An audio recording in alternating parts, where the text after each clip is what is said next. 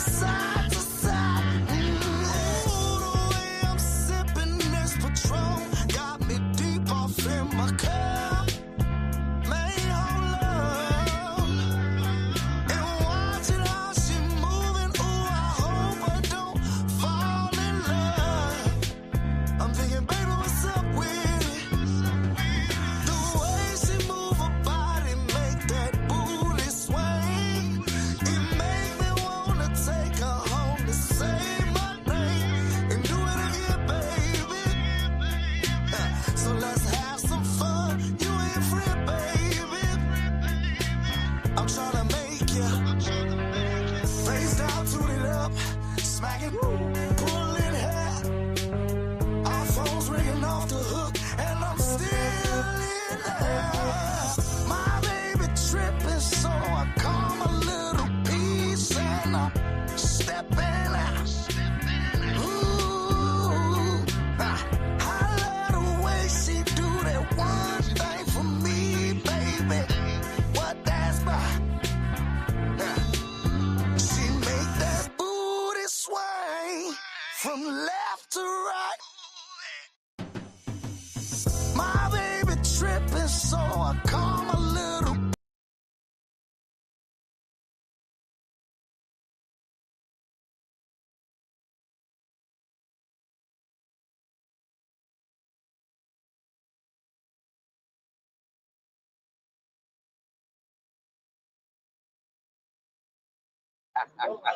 Yeah. Hey, look.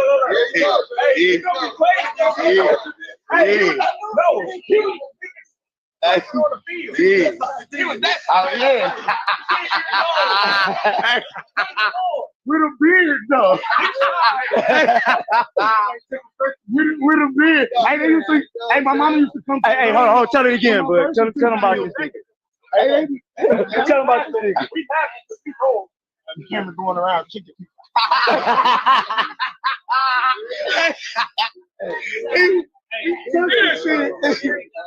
They used to chuck shit, bro. Hey, don't go this way, go that way.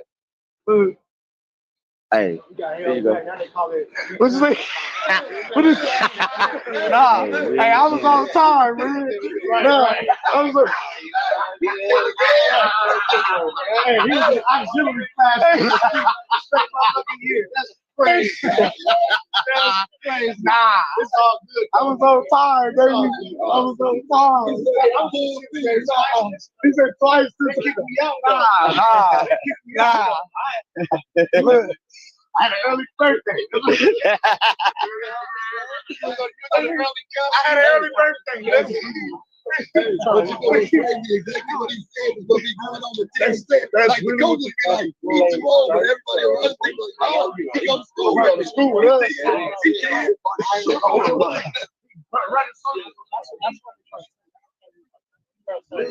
I know. You know, like we don't get too bad. He got that fight. Shot up. Feel like that. But when he I remember. He was like, My mom come out and then go after that. Hey, bro, you see Dallas? Already to the body. Come on, hop in. Come on, hop in with us, coach, real quick. Hop in with your phone. So y'all gotta give us 2 Charlos and a big fish. That's what we want. He said he gonna cook Errol. Then we gonna move up. He gonna beat up Mel while Soko beat up Maul. I said, oh my God.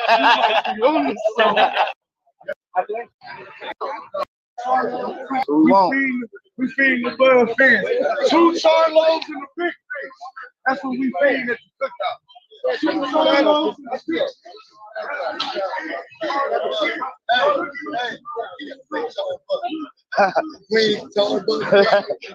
Charbuff wings. Ooh. That's a big boy. Yes, sir. Yup. Yes, sir.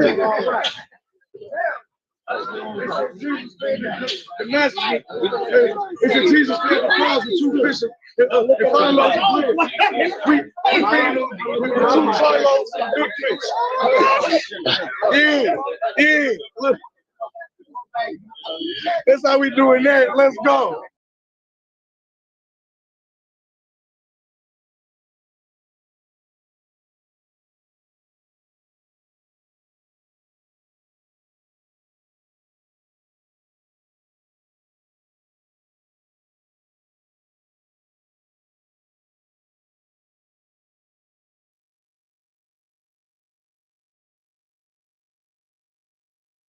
Hot sauce are you bringing to the cookout? I don't eat hot sauce.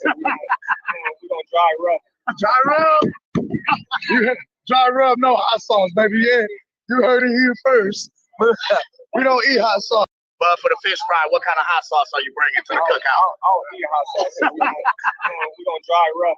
Dry rub. Dry rub, no hot sauce, baby. Yeah, you heard it here first. We don't eat hot sauce. But for the fish fry, what kind of hot sauce are you bringing to the cookout? I don't eat hot sauce. We gonna dry rub. Dry rub. Dry rub, no hot sauce, baby. Yeah, you heard it here first. We don't eat hot sauce. But for the fish fry, what kind of hot sauce are you bringing to the cookout? I don't eat.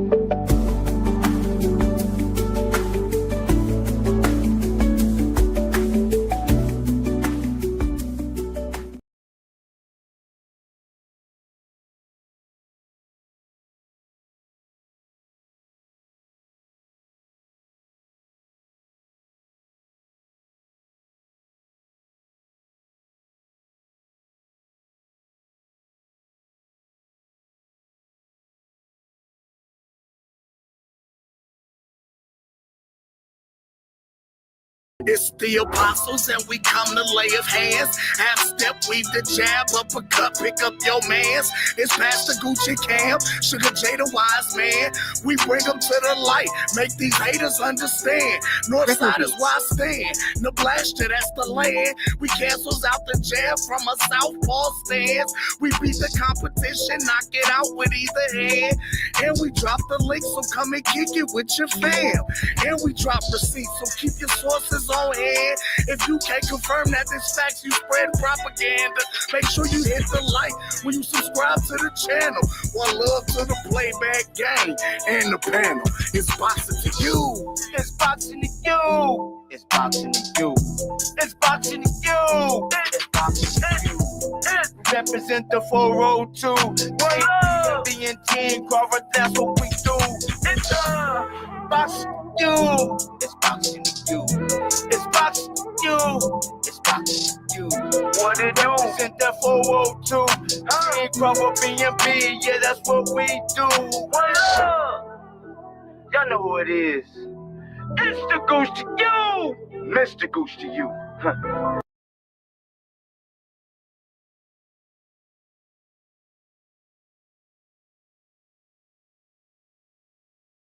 They said we weren't gonna do it, Cam. They said we weren't gonna last in this bitch, but we here. The apostles of the YouTube boxing community. We laying hands on their ass. Y'all see what it is. We got Young Sugar J, the switch hitter from BNB, coming out 2023. One love. Y'all know what it is, huh? But y'all gonna see what it is. Mr. Gucci, you, Cam the Baptist, Sugar J the Wise One, we are the apostles of the YouTube boxing community.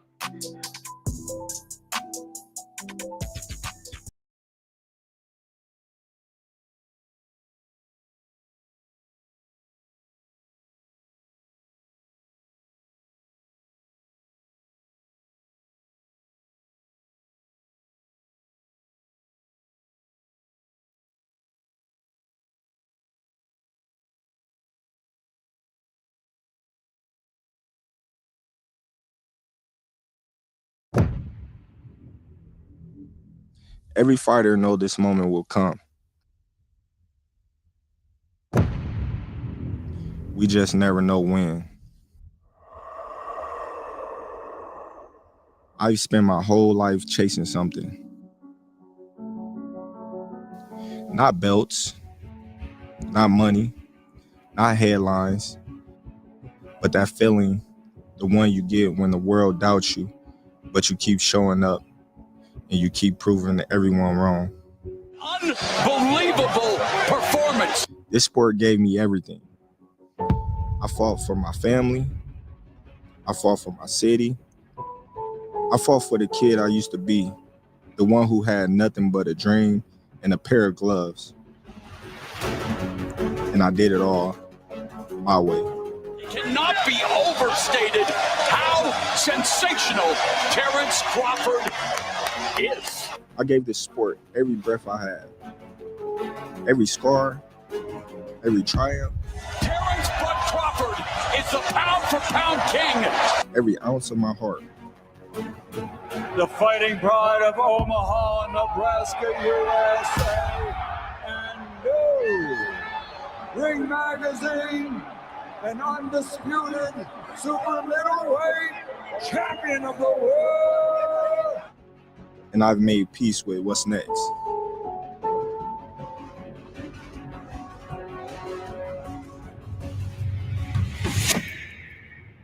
And now, it's time. Thank you. To my opponents who pushed me to places I didn't know I could go. To the fans who believed in me when they didn't have to. You made this journey something I carry with pride for the rest of my life. To my haters, and to the people that didn't believe in me, thank you. Because without you, without having that fire in my gut to prove each and every one of you wrong, you pushed me to heights that I never thought I'd reach. Thank you, Turkey, Sella, and Riyadh. Not just for believing in me and making history with me, but for what you continue to do for the sport of boxing. To TKO, thank you for being my first promotional company that believed in me when nobody else did. To Top Rank, thank you for helping me become a champion. Bomac, Red, Saul, Bernard, Midge Minor, Chet, Ashley, Dr. Conroy, my little brother Wayne, Carl, Mac, McDoyle, Paulina, Denise, Michelle, Jamie, Dez, Matt, Levy, Steven Nelson, my brother from day one, Ish, Harrison, Julie, Jessica. I don't view you just as members of my team. I view you as members of my family. My sisters, my nephew, grandma, thank you for your love and support over the years. Mom, thank you for the tough lessons. You built a mentally strong, resilient man. Dad, thank you for the support. You were the first person to say that I was gonna be $1 million baby and that I would one day be a world champion. To my kids, to Mia, Lil T, Tyrese, to Leia, to Kari, Trinity, Zaire. You are my legacy. I'm stepping away from competition, not because I'm done fighting, but because I've won a different kind of battle. The one where you walk away on your own terms. This isn't goodbye. It's just the end of one fight and the beginning of another. Terrence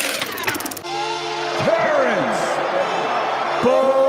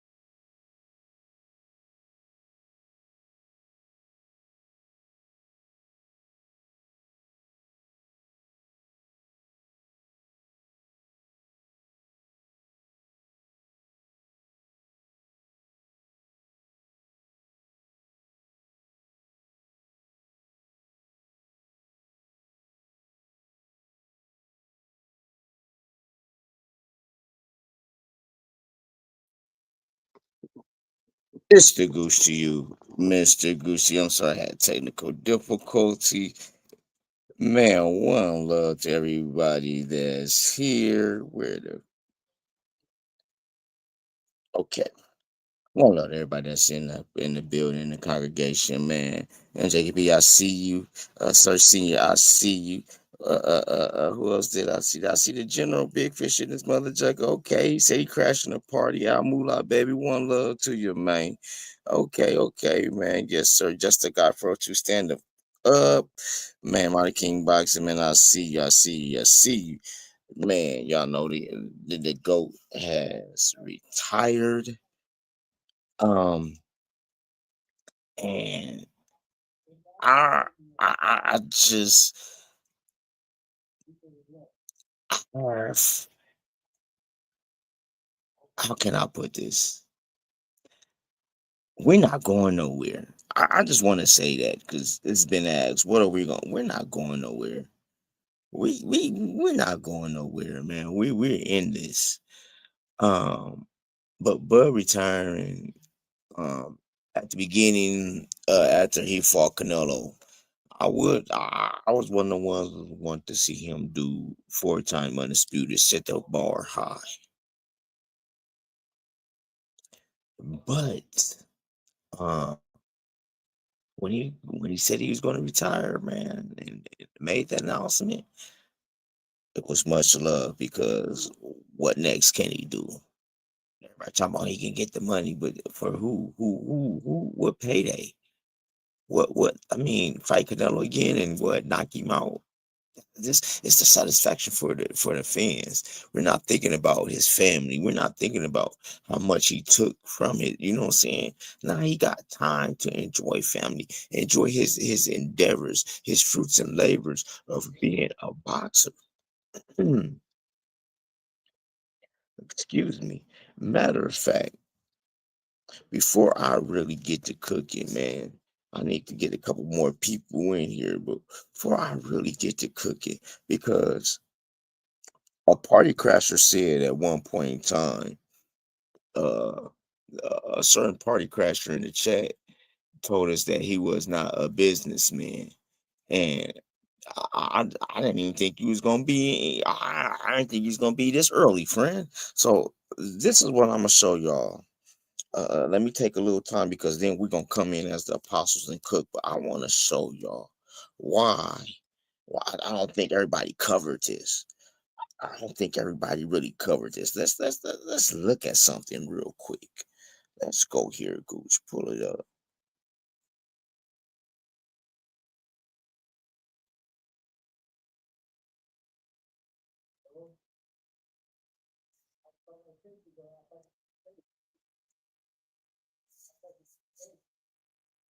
Inside Chance Crawford's knockout year by Forbes.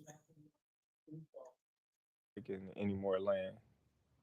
So the more you own real estate, the more you own the world.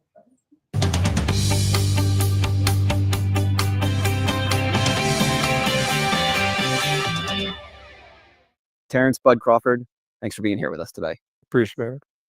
We're just a few months removed from arguably the biggest fight of your career. Obviously, beat Canelo in Las Vegas. I'm curious how you feeling. What's your mindset like?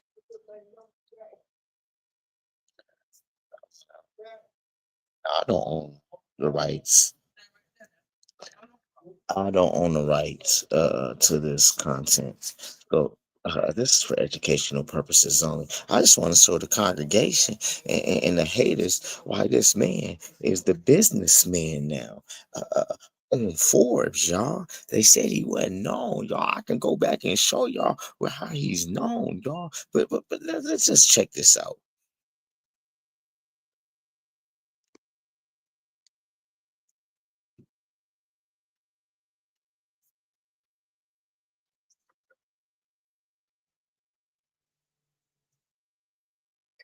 I'm feeling great. That was a great night. History was definitely made on that night, and I'm feeling great. Nothing is really different in my life. Now that you've beaten Spence and Canelo, those two obviously huge fights, I'm curious, do you feel like you've reached a new level of your career? Of course, I definitely feel like after this Canelo fight, you know, my stock, my everything have went up. Getting to 42-0, no easy task, but it does seem like, the world's taken a little while to catch up on your excellence in the ring. And I'm curious, why do you think that is? Why do you think it's taken so long for the world to catch up? Imagine being able to build anything just by thinking about it. Meet Base 44, a complete AI. Well, I think the world My took a fault, little fellas. time My to fault. catch up because I wasn't flashy and boisterous. I think my quietness and uh, shyness away from the cameras had led me to not pick up so many fans because they want to see entertainment before the ring and outside the ring. And I give them the excitement in the ring. So I do what I'm supposed to do. And I just think they just kind of wanted a little more or wanted somebody that was more out there, I suppose. You keep a low profile, like you say. Throughout your career, though, there are points where, whether it was, you didn't get the big fights or you didn't necessarily, promoters didn't think you were so bankable. Do you feel like that hindered you in a way? Do you feel like that prevented you from kind of taking that leap that we're seeing now? I think people that say the proter the promoters that say I couldn't sell or uh, bring a lot of people to the fights is just was a tactic that they got from my previous promoter, which said that because I was leaving his company, um, which said that, but from every fight, from Gamboa to Ndongo to whoever it was in Jeff Horn in Vegas, New York, Omaha, it was 12,000 plus in all those fights. So for a person that couldn't sell, I sure was selling more than anybody else in his stable at that time. I mean, after Canelo, like, you got to be pretty bankable, right? Do you see yourself as kind of arguably one of the, if not the most bankable fighter in boxing now? I would say that, if you look online, you'll see everybody and their mama calling me out. Now, now everybody want to fight Terrence Crawford, but Yeah. where was all the energy when Terrence Crawford was wanting to fight everybody and nobody wanted to fight me? Nobody wanted to give me a shot. Where was all that energy? But now it's everybody want to fight me now because the tides have changed. Let's go back in time a little bit. You grew up on the north side of Omaha. Curious, what was your childhood like? How would you describe that? It was cool. My childhood was cool. Definitely got in a little trouble here and there, but you know, um, we made it. So Yeah, yeah. I mean, the north side of Omaha, does, have a reputation of being kind of a tougher area. Did you feel like, you kind of experienced that during your childhood? for sure, it was definitely tough. Going to school was tough. The kids around was tough. You had to be tough. You had to have tough skin to be able to survive through the storm. You know, uh, Especially hanging out with the people that I was hanging out with. Um, you know, Getting into the things that we was getting into, and one thing led to another. You got a couple of friends dead, you got friends in jail, and that's life. Did you struggle financially growing up? Did you feel like, you had to get through a lot of tough financial times? Oh, of course, of course. That's North Omaha for you.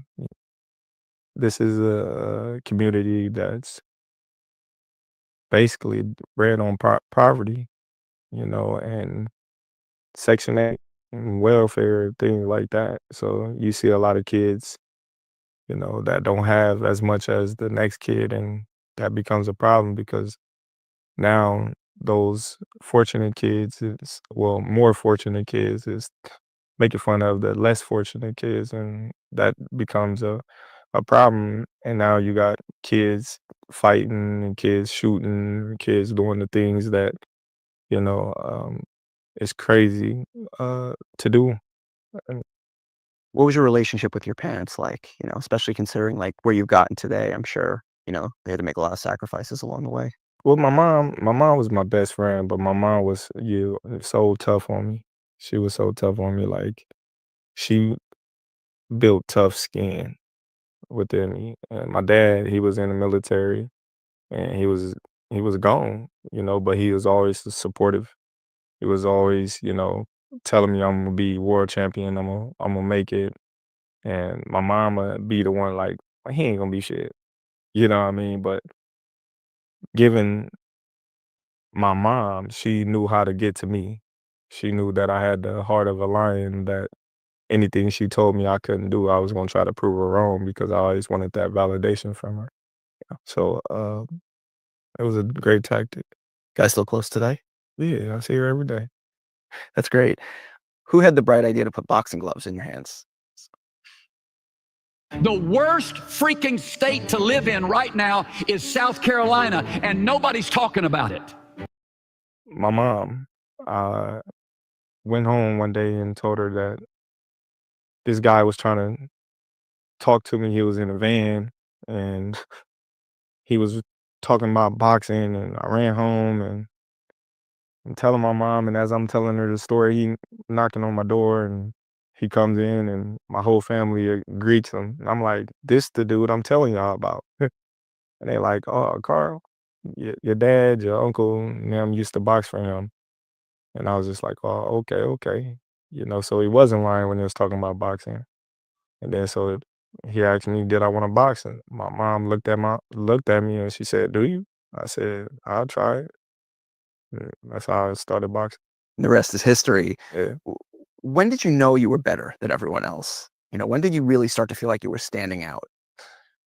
When I first got there, the first day, I always felt that. I always felt that I was the best at anything that I tried to do. When I first went to the gym, I remember like it was yesterday. I'm trying to spar. I'm trying to get in the ring and fight. I want to fight. I want to. How old were you? I was 7. I was too young to even have a fight. I'm like, I want to fight. Y'all brought me down here to fight. I want to fight. They like, hold on, little guy. You gotta be in the gym and you gotta learn how to box, and you gotta wait till you 8 years old for you to even fight and this and that and this. But the more I trained, the more I was coming to the gym. They throw me in there with some 8-year olds, some 9-year olds, and I hold my own. And it was just like, man, this little dude tough.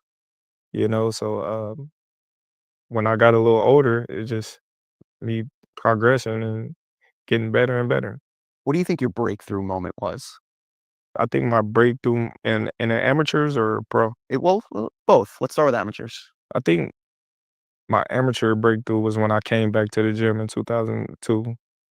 Because I was going away from the gym for like 5 years because I got kicked out the gym. So I went to football, basketball, and wrestling and things like that. Why'd you get kicked out of the gym? Not listening, not Right. listening, and just hard headed.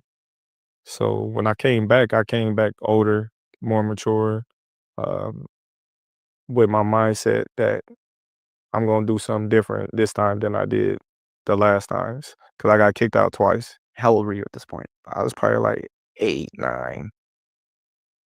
Gotcha. And then professionally, fast forward, what was the breakthrough moment there? My breakthrough moment was when I left Top Rank. Once I left Top Rank, that's when the rise of Terrence Crawford happened. You've said publicly before your first pro fight you made $600 for, which kind of in the scheme of things is just tiny compared to today. 7 or 8 years later, you start landing 7-figure purses. I believe Hank Lundy and Victor Postel were the first $2 million ones. What did it mean to you to reach that level? Oh, it meant everything. You know, it's crazy because coming up, I would have always think the champion was making millions of dollars, not knowing that they wasn't. I was always like, since these guys on TV, they making this crazy amount of money, but it's never like that. It never was like that. So when I fought Ricky Burns in Scotland and won my first title. I come back home and I got to fight Gamboa. I'm thinking they're gonna pay me like $1 million. Yeah. Nah. So I'm like, what? I just fought this dude. I just went over there. And I'm You remember what the like, purse was? it was like 500,000. For champion? Yeah. So I was just like, okay, because that's the type of person that I am. I believe in myself. Yeah. So I'm like, all right, I'm gonna knock him off, and then my next fight, I'm gonna get more. Yeah. So, you know, he can't stop me. Yeah. So that's how I Find went about it. anything fun with when you started getting those $1 million purses? No, I didn't. My first big check, I tried to buy my mama a house. She, me and my mama ain't going nowhere. I said, I don't know why. Like let me get y'all up out there. And shit, I said, all right, man. Bought me a house. I fixed their house up. Like, hey, Yeah. if y'all not gonna move, I'm gonna gut it, remodel it. So I bought the house, not next door, but the house next to the house next door, which I own all of them now. I moved them out that house, put them in that house, and just redid the whole house. Y'all want to live in here, then I'm gonna gut it out and make it more livable. Well, better livable. Yeah, of course. No, makes total sense. Obviously, the purses have changed quite a bit as you've climbed the ranks, and now you're kind of at the top of the sport. I do want to set the record straight, though. So before the Canelo fight, you had told people in the press that you were going to get $10 million for that, and some people in the industry kind of were like scoffed at that mark, like, no way, this is such a big fight. He's getting more and more and more. So let's set the record straight here, okay? All in, bonuses, everything. What'd you take home from Canelo? $5 million.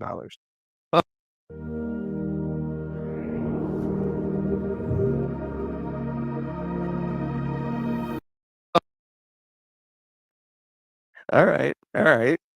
That's fair. But Canelo was your biggest payday ever, right? Is that fair to say? You could say that, You could say that. but I don't know. Yeah. Why are people so obsessed with pocket watching? This is the Forbes mentality. That's right. I love it though. I love it, Yeah. because they'll never get their true answer from me.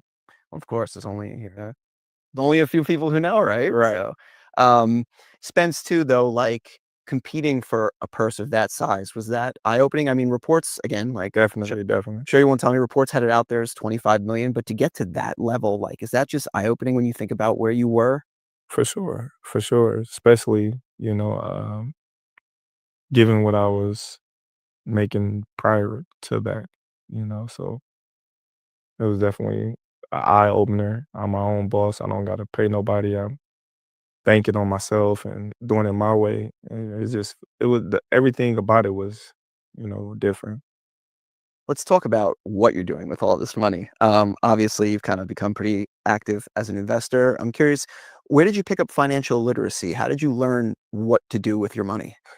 So just building those relationships with people that have money and been around money and know how to handle money, and getting the knowledge and wisdom to know what to do with it. That's how I got into it. Who are your mentors? Who are these people that are kind of giving you this advice or kind of teaching you these things? Well, Jamie Nolet, my 4th grade teacher, she introduced me to this guy named Al. He was definitely mentoring me for a period of time. Uh, Introduced me to a couple of people, and a couple of people introduced me to some more people. Yeah. Now I'm in a room with uh, individuals that got way more money than me. Some had less money, but they all was in it for the same reason, and that's to gain the knowledge and the toolages of expanding they wealth. When it comes to investing, are you the kind of guy who likes to take big swings, or do you kind of look towards more steady things? How would you describe your investing profile? I'm a steady type of guy. Steady returns? Steady. I don't want to take no chances. I take too many chances in the ring. So, if I can keep it like this, then I know it's guaranteed. Nothing's guaranteed, but I know it's, there. There's another guy who likes to take steady returns in Omaha. I think you know him. His name's Warren Buffett. Um, just having someone like that, a figure in your hometown, like does that inspire you? Is his presence like something that you kind of look to for guidance, advice? Well, Warren's a great guy outside of him being a billionaire. Yeah. Um, the advice that he gave me when I talked to him, it wasn't much, but it was something, you know. And being around him is definitely motivating, because you get to see how you can have everything in the world, but you don't gotta be, you know, out there. You can just be simple and live your life how you want to live it. So he's definitely, a person that I look up to that's surrounded himself with a lot of smart people to gain a lot. A lot. Yeah, yeah. No, guys definitely seem to have similar mentalities. One thing you're very active in is you're a real estate investor, have around 80-ish properties. Why do you like investing in real estate? Why has that become such a popular vehicle for you? I think, my thing is God not making any more land. So the more you own real estate, the more you own the world. When you look at all these billionaires, Bill Gates and all these people, Bill Gates own thousands and thousands of acres in Nebraska. They come and buy up all this land, and you know eh, what can anybody else do with it if somebody else owns it? Yeah. Yeah. So I just always believe that we all need a place to stay. That's evident. So why not have the person that's given a place to stay be me? Yeah. No, I think that makes perfect sense. Among your properties, you have a lot in North Omaha. You're in Kansas City, Colorado. You've got residential houses, apartment complexes, farmland, storefront. What are you looking for when you're scouting prospective properties? Like what kinds, like what pieces matter to you? Well, my thing is it depends on the location and what the location is missing or what they have that you can counter off of. When I look at locations, I say, okay, this location got gas stations, it got, McDonald's, Burger Kings, it's got everything around here, but it's no houses. Yeah. It's a lot of jobs around here, but it's no houses and no apartments. So you kind of want to put something there to make a little community to make things, worth going to. And maybe you put a grocery store there. Maybe you just put houses there, but you got to know the location that you try to invest in, and then you go from there. You've had all the success in the world, can live anywhere you want. You've chosen to remain in Omaha. Why do you want to remain so close to where you're from? Because I think being here at home give the kids, and not just the kids, the people here hope that anything's possible. I say that a lot because I really mean that. When you see all the people that came out of Omaha, Nebraska, North Omaha, 24th Street, let alone, you'll be amazed how many people made it and never came back, never looked back, never try to pull nobody up out of Omaha and try to help nobody. No, no, nothing. It's heartbreaking. Yeah. When you go to these other cities, people are so proud to be where they from. Yeah. They wear it with high regards. I'm from such and such. I'm from such and such. But unfortunately, when you come from a small town compared to those bigger cities like Omaha, sometimes people be ashamed to say where they from. So that's why I stay here. Yeah. So I can pull the ones up behind me so I'm not the only one. Obviously, like we're in your gym here. I'm curious, what kind of impact on the community do you feel you've made by remaining here, by investing in this community? Oh, tremendous impact. You know, I'm creating jobs for people around. I'm creating safe environments for them to bring their kids and for them to come to as well. I'm providing shelter for people that live in my houses, um, as well as the apartments. Um, so everything that I'm doing in the community is not only for me, it's for them as well. Another question on Omaha's other famous resident, Warren Buffett, I should say famous, not only famous resident. Uh, you famously took a picture with him where you put him in a headlock. Why did that happen? He just told me to put him in a headlock because we was about to take a picture, and he was just like, "All right, I got an idea." I was like, he was like, I was like, "What up?" He was like, "Let's just do something crazy. Just put me in a headlock." Put you in a headlock. He was like, "Yeah, just put me in a headlock." So I was like, "All right." So it was a good picture. Yeah, that's great. I mean, another thing you guys have in common, Buffett's known as a value investor. This sense of pragmatic frugality. You spoke to the Wall Street Journal a couple of years ago, and you just simplified it to "we're both cheap." Is that something you model after him? Is that from your own experience? How does that arise? I think that just been me my whole life. You know, I always save money, thinking one day I might not be able to do what I was doing to make money or for a rainy day. Yeah. You never know. So I would just always save money, but just saving money ain't making money. So Yeah. I was taught to make money while you sleeping. Your money is making money. So that's how I got into financial literacy and stock markets and, you know, real estate and things like that. I have a burning question for you that I think everyone wants to know. Is there going to be a Canelo rematch? Is there a rematch clause? That's something you're thinking about? I'm not even thinking about that right now. And quite frankly, I don't think it is a rematch clause. And if it is, nothing has been said to me about fighting them again or anything. Do you think Canelo would wanna get back in the ring with you, or do you think it's better for him to just kinda or more lucrative to go fight elsewhere for the rest of his career? I think it would be better for him to fight somebody else because my style is just, you know, a bad matchup for him. Yeah. Now, financially wise, I would be like, yeah, he should fight me. But like on the outside looking in, knowing boxing, you can really get hurt.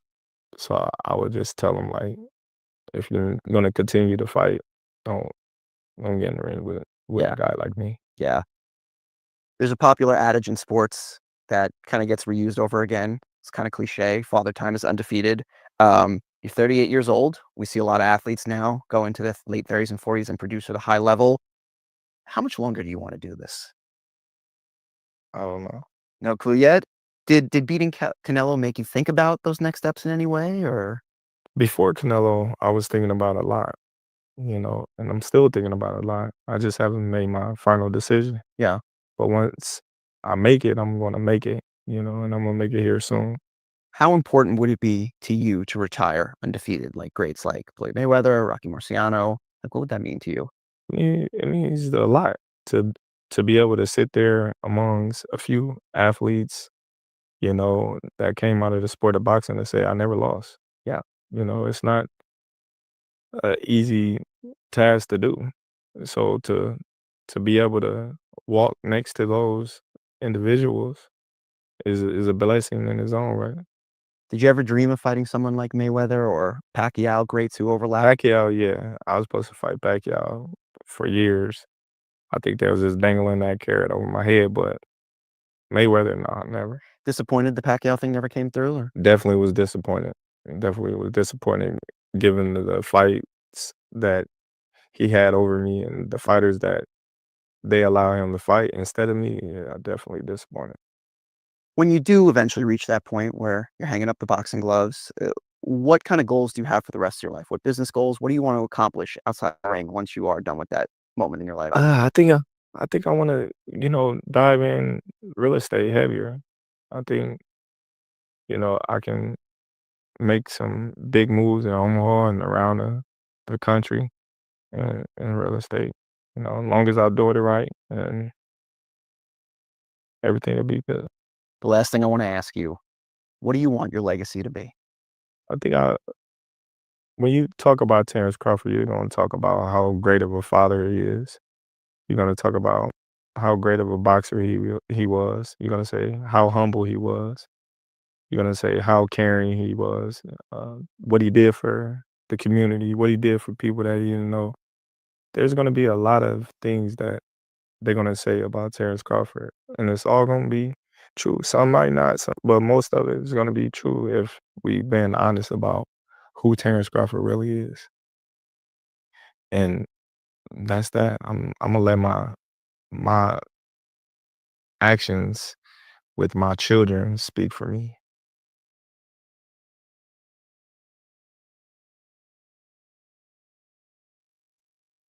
Man. If y'all went to sleep, that man was just telling y'all how he is now a businessman. But I get it, Big Fish. Like you said, he started late. He did, but y'all can't stop him now. Who can stop the man now? He's retired. He's about to show the world, show Omaha, put my juggers to work, put money in their pocket, show these youngsters of B&B what's next, and we about to get it. Man, Buddy, stand up. Kel said y'all need to acknowledge us. For we came on this in these streets in 2002, the summer of 2002. I started on B-Mac and E Thriller. I was trying to look for it. I think B-Mac took it down, but it was the B-Mac show. Because B-Mac played the Bud Buddy. But it was the B-Mac show, y'all. When I heard ninjas was saying they were scared to be a Bud Buddy. But then matter of fact, let me give a shout out to the founders of the Bud Buddies. The one who dimed the Bud Buddies. So anybody, I understand it. But Stephen Brimley, one love to you. Yes, because he was doing the list, and I know I qualified. Truthfully, yes. I became the number one Bud Buddy because you ninja besides Christiana, I gotta give the queen hers. You know what I'm saying? Y'all ninjas was scared to say y'all in 2022 when I stepped on board, motherfuckers want to say nothing but Bud Buddies. Next thing you know, Goose starts saying Bud Buddies, and everybody we embraced it. Man, here's the other thing. I gotta smoke to this. We are celebrating, so I'm smoking to this. Here's the other thing, General Big Fish. The general, I told you. I told you. I told you. I told you, Bear General. I told you. I said, girl, could fuck with a southpaw. You were telling me, man, oh my gosh. Oh my gosh. And then let me go here. Because from Earl, then we're gonna go to Canelo. Because this ninja said Friday night, which I can't wait to stump on y'all graves, because when Terrence Crawford get knocked out by Canelo, he said that Terrence Crawford was about to get knocked out by Canelo. He said he couldn't wait for us to stomp on our graves, to talk shit to us. And guess what? That man went on vacation after the Canelo. He went on vacation after the Canelo Bud fight. He said, damn, that nigga Bud. He said that nigga Bud. he had to say it. That nigga Bud be both of my favorite fighters. Damn. Then my nigga Q, and the rest of you Earl Smith fans, y'all lost money on them butter fries. Y'all lost money too. Do y'all know how many people tell me how much money they lost? And they man. Then we got the cats that didn't pay up. Like Ben Israel. Yes, you know, we got cats like that. Hold on. One second.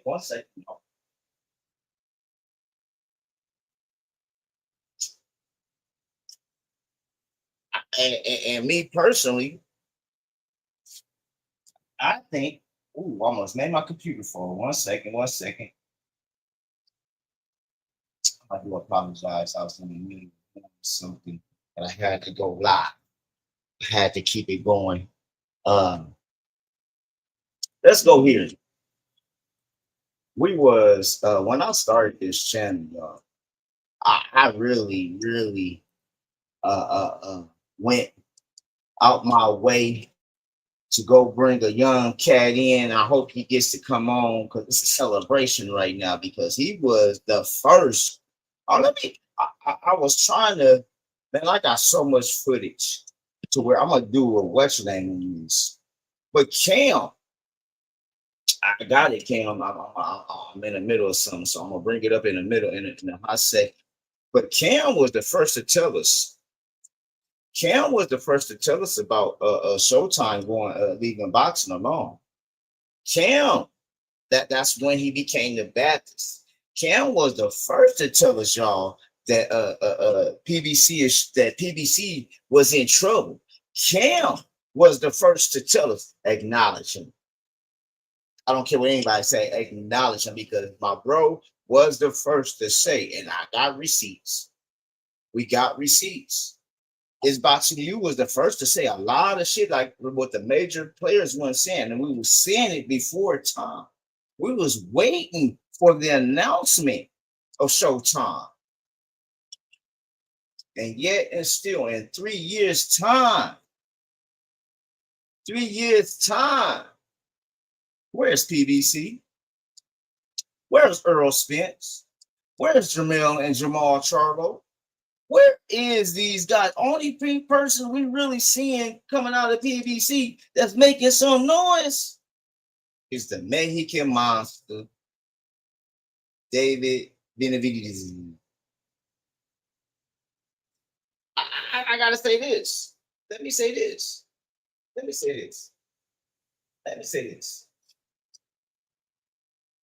Because while I was going through some receipts, my first coming on board with E3, right? When I first came on board with E3, right? Do y'all know this was July 15, 16, something like that, 2022. The guy E3 was playing something that Floyd Mayweather was saying. Let me go here. Let me pull this up. Y'all remember this? One second. Give me a second, y'all. Let's go here. 1 second. I do apologize. My what's your names went down. Okay, where we at E3? Where E3 go?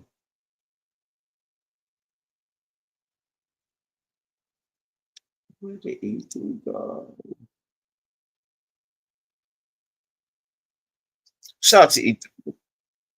Shout out to the Black Picasso. I don't own the rights to this, but the Black Picasso, this is when he cooked on this. I want y'all to hold on.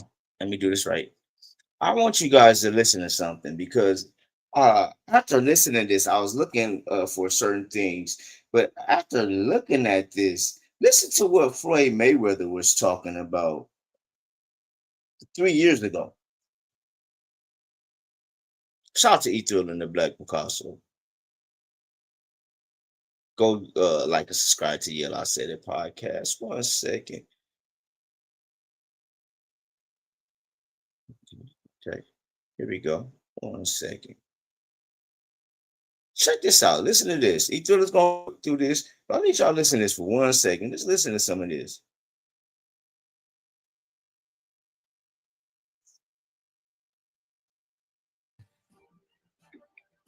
Listen, it's called divide and conquer.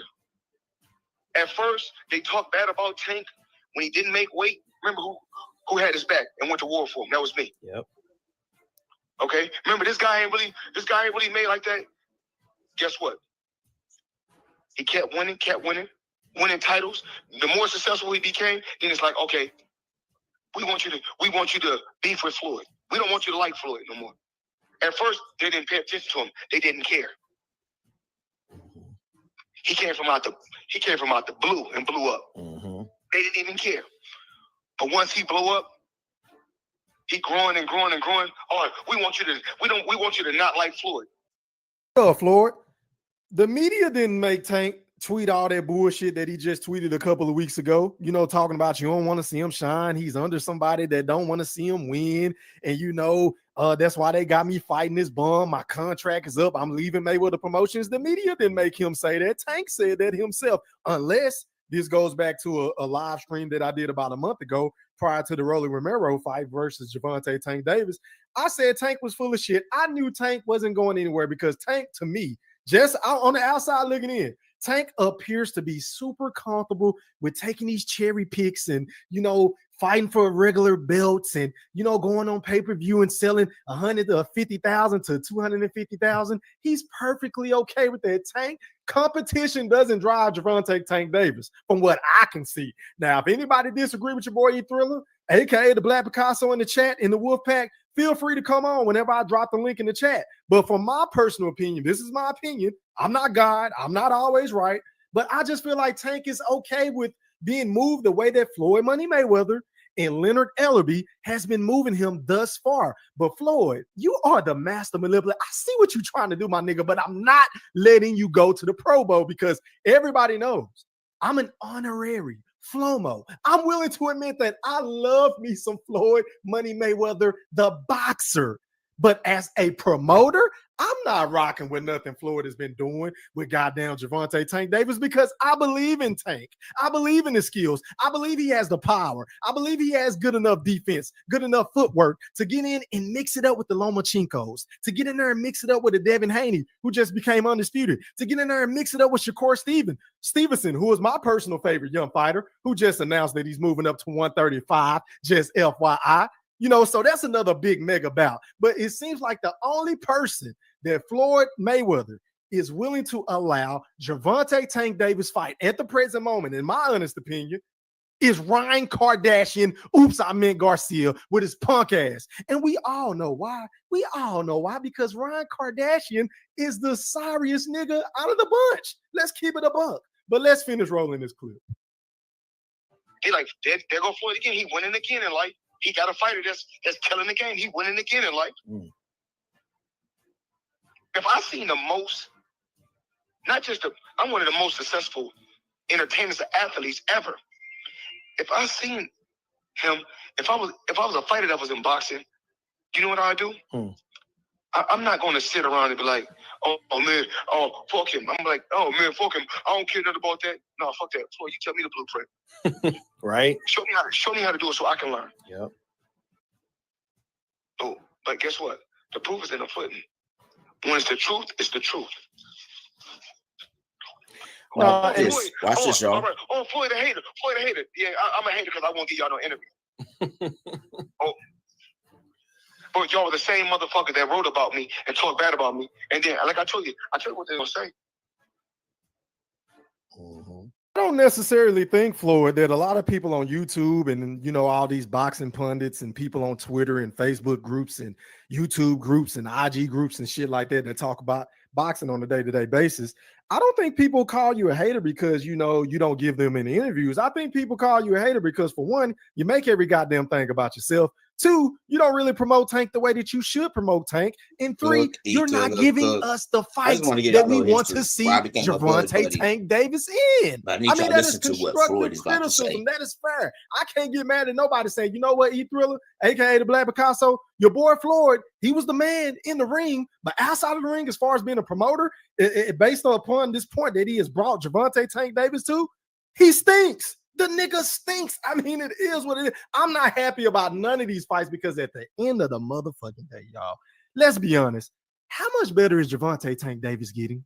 Because if he keep going up against dudes that we don't know, you know, the Door Dashers, the dudes that work at Jason's Deli, you know, making your sandwich and your baked potato, if he keeps fighting the likes of these guys, then Gervonta Tank Davis is not only cheating himself, but he is cheating the sport of boxing. Yeah, I said it.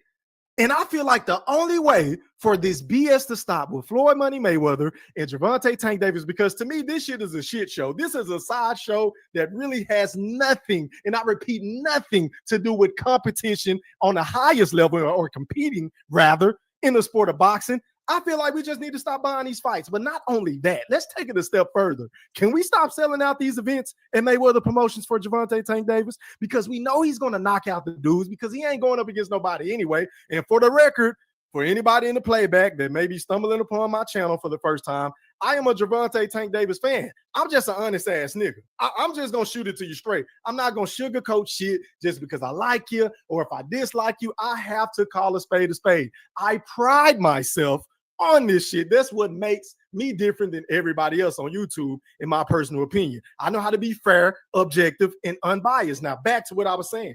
This shit has got to stop one way or another, and we got to hit his pockets, y'all. But let's finish rolling this clip, because I got some more shit for y'all lined up. I got all my ducks in a row. Let's run it, though. So remember, every time these motherfuckers write about me, whether it's good or bad, keep writing about me. All you doing is keep me relevant. Yeah.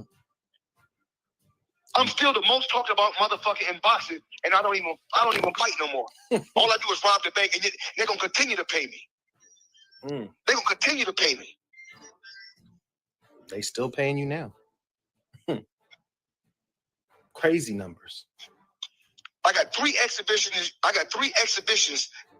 exhibitions this year.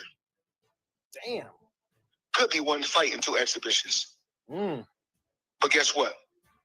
You better know it's at least, and it's the lowest I'm talking about, 200 million. That's crazy. So once again, like I always say, I can't be stopped. You can't stop me. What's meant to be in life is meant to be. Period. I ain't got nothing against nobody. I'm not upset with nobody. I'm not mad at nobody. I'm just saying. My fault, y'all. If you just look at this. That's no different from when I just spoke about Shakur and Devin. Love both of them. Hold up. I got 47 people in this bitch with 31 likes. Can the other people hit the goddamn like button? Pretty please. If you're enjoying the function and the festivities, I gotta say, you know, whether you agree or disagree with me, I read the interview, right? He said, you know, top rank, and he ain't worried about nobody else's business, right? Because Shakur and Devin Haney are with top rank. Let's keep that in our back pocket. Let's run it. But if top rank feel like they have the top fighters, then guess what? If y'all got the top fighters, y'all make the big fights. Right. That's y'all make the big fights. Yeah.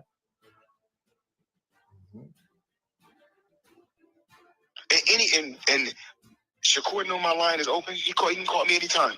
Devin know my line is open. He can call me anytime. But one thing that I'm not going to do is lie to those fighters. I can't say how much money these fighters are making. That's not my business. But I do know one thing. Gervonta Tank Davis is getting paid like a motherfucker. Okay, Floyd. So once again, hold on. Where's my banner, man? Where's my goddamn banner? Because I had this up for a specific reason.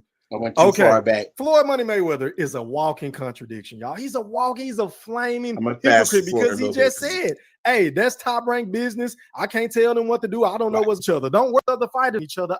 To me, you're deflecting. And I know I damn watch promoters, whoever the case may be. I think you're any fans me. See, I do apologize. That's what I do, though. Now, I can't speak on other fighters, right? Because that's not my business. But one thing about Gervonta Tank Davis, he with Floyd Mayweather, and he getting paid. And one thing that he do though, anytime he got any type of problem with anything, all he got to do is call him. Okay, once again, ladies and gentlemen, that was Floyd Money Mayweather with Fight Hype. That was his latest interview. I guess they're just dropping snippets of it to keep people coming back in anticipation of the big fight announcement between Earl Spence Jr. and Terrence Bud Crawford. So let me remove that. Let me give you guys another example of how Floyd is the master manipulator. He is the king of deflecting from, shit. Well, I being messed up extremely bad. So I think you need to take a look.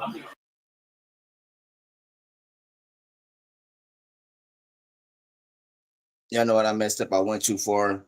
But basically, Floyd was talking about paying the sanctioning fees and how basically that's why Javante was going the route he was going, because he felt like Floyd was talking about paying all that money for a sanctioning fee when you just had 1 or 2 belts.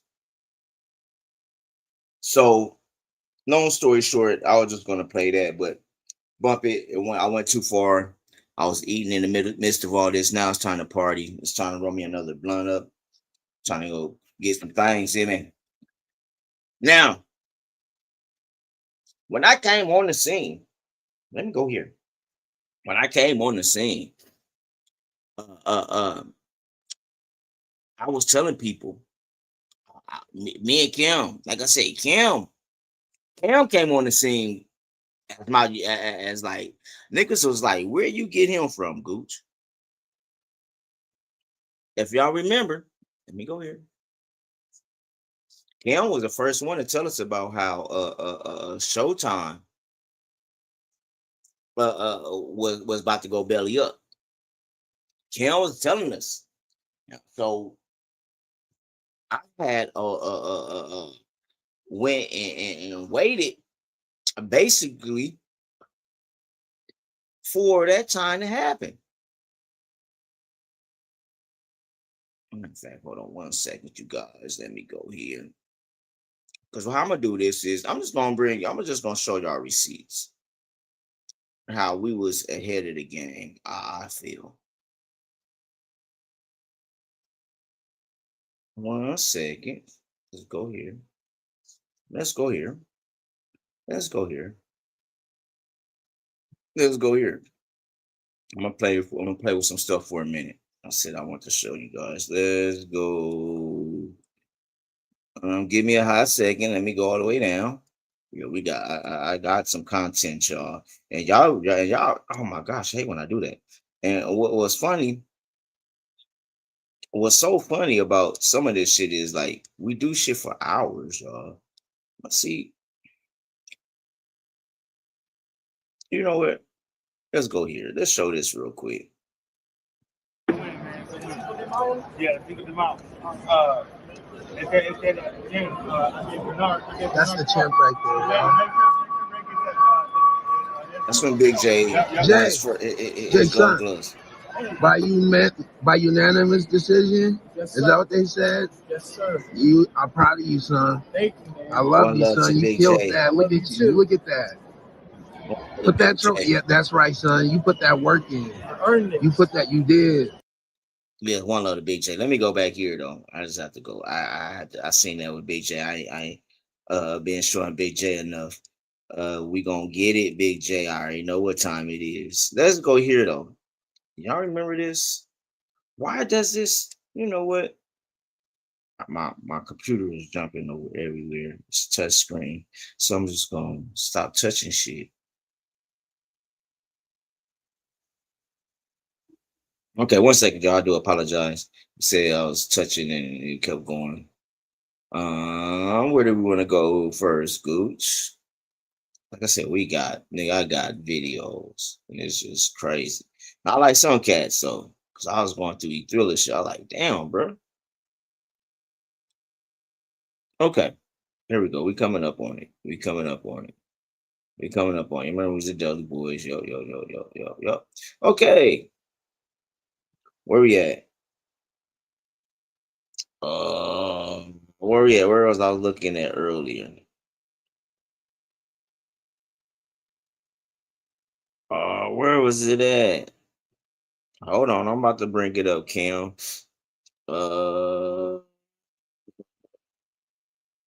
Yeah, and you know what? Let me We ain't never got that. We ain't never really got this. We play with this. Yeah. I just want the right brothers to understand. We play with that. Y'all ain't really came to us yet. We ain't really got that going. We ain't really got that going. I'm gonna play that at the end because that shit was so funny. I hate going. Let me, like I said, but Cam, where was it at? I got to playing with. Yeah, we ain't got that debate going. Yeah. And I was looking for that today too. Q. That triple TKO you got. Yeah, you got us. You got me rather. You got the gooch, but you ain't got us yet. Okay. Let's see. Where was it at? Where was it at?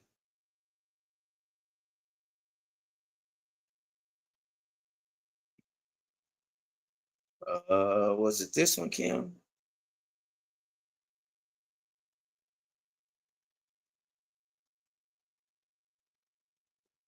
One second, I do apologize.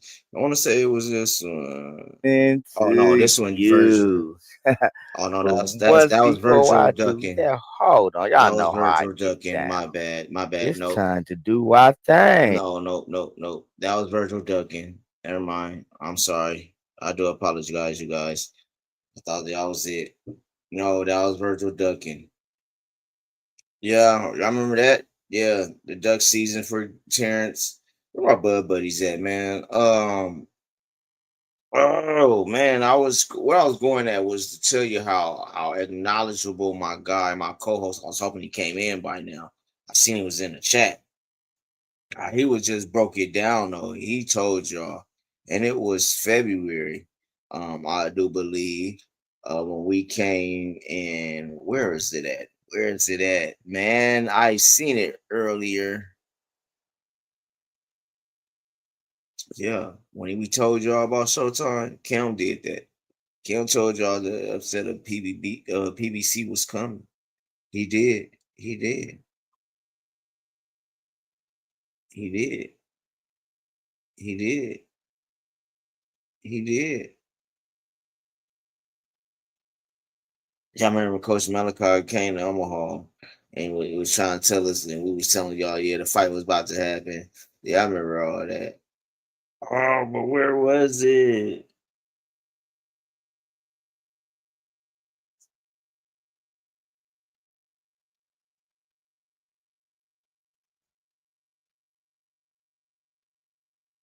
No, that nip it in the bud.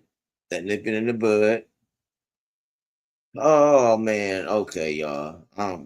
Yeah, my bad. I thought I was on point with it. Where did it go though?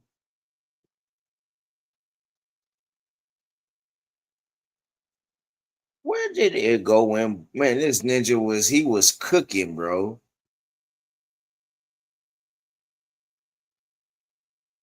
Uh yeah, I'm sorry, y'all. I was, and then it's just pissed me off again because I'm touching. I'm sorry, you guys. Yeah, but Cam was on point with some shit, and I was just about to show y'all. Um, let's go here. Let me go here real quick. Who is next? Who am I cheering for next? I'm sorry for crunching. I don't care. I'm a bud buddy for life. So anybody coming out of BNB, anybody coming out of BNB, and let me go here. Let me go here. Because in the 5 years, in these 5 years, man, it was so much of being a bud buddy that we shout out to Stephen Brimley for coding us that. Because I don't think mud juggers embrace being called the Earl sexual. They will always say I'm an Earl Spence fan. Nigga, you can call me a bud buddy because I'm 402. Stand the fuck up, and we brought you there to every damn near every event the apostles represented. From the first parade, you seen Big J on stage. He's always part of the parade. From the send off, y'all seen this right there. You seen this is what was funny about the apostles too. Let me go here. Because when I first brought Kim around and Kim got into the YouTube boxing streets, and there was a couple of channels was telling Kim he's lying and we don't know Bud like that. Well, Kim don't know Bud like that. Like I always tell people, I know the older generation, his uncle D Arthur and them, you know what I'm saying? I I ain't like I ran with, but that's who I knew was, saying them was the cats. D Arthur's about 6 years older than me, 7 years older, but he what I'm saying, them was the cats that was always around my grandmother along with Bud's mother. I mean grandmother. So if y'all go watch the send off, you will get the whole narrative and story of that. But anyway, so going back to what I was saying, people was like him, this, and that. So when we did the send off, and shit, we didn't ask Bud to come in and say shit about Cam. That shit was so priceless, man. That's why I had to play it today. That shit was so priceless because they was like, oh Cam, oh, you don't know him. Y'all just Omaha niggas that's fanboys. Y'all this, and this, and that. Okay. Mind you, I can go back up. I mean, if I was to go back, mind you, when we was at the gym, nigga almost got kicked out of the gym because I wasn't supposed to be showing the footage I had up in that bunch of. You feel me? So it was like, yeah, well, man, hit me up at like, man, look, I don't like the world seeing what I show down here. If they want to see, they gotta come for themselves. Sign up. So you know what, coach, I got you. I won't do that again. Then we got the young fighters, boom, boom. We got Big J down there, man, doing their things. If you seen the picture on my post, you seen Big J was in the ring with Bud a couple weeks ago, earlier this month. Then we got Boom Boom, who's getting coached and getting worked in, getting his work in with Bomac. So, and I'm understanding he should be, if not this week, next week, he should start his camp. So, I'm gonna tell you, man, we ain't going nowhere. We're not going nowhere. This boxing is going. We're gonna strictly stick to boxing, uh, and tell you what we get out of this. Now I keep telling people also I play with this shit. I play with this shit. So, I've been sat down. I've been sat down with Cam, and it's time that we quit playing. It's time for us to get monetized. Um, Wait for Kim. I'm hoping Kim do come and rock with me tonight because it is something that I want to bring to the table. We have talked about, and let Kim just go nuts, do his thing, um, and talk boxing and do his thing about boxing. So but I'm gonna wait till we officially sit and put this together. But man, I can't wait for it, man. Uh, Also, I sat with a couple other people, man, about like I don't know how I'm gonna do this football thing, man, because the pros piss me off, but I love college, and I got out of college for a minute, but we got youngins, um,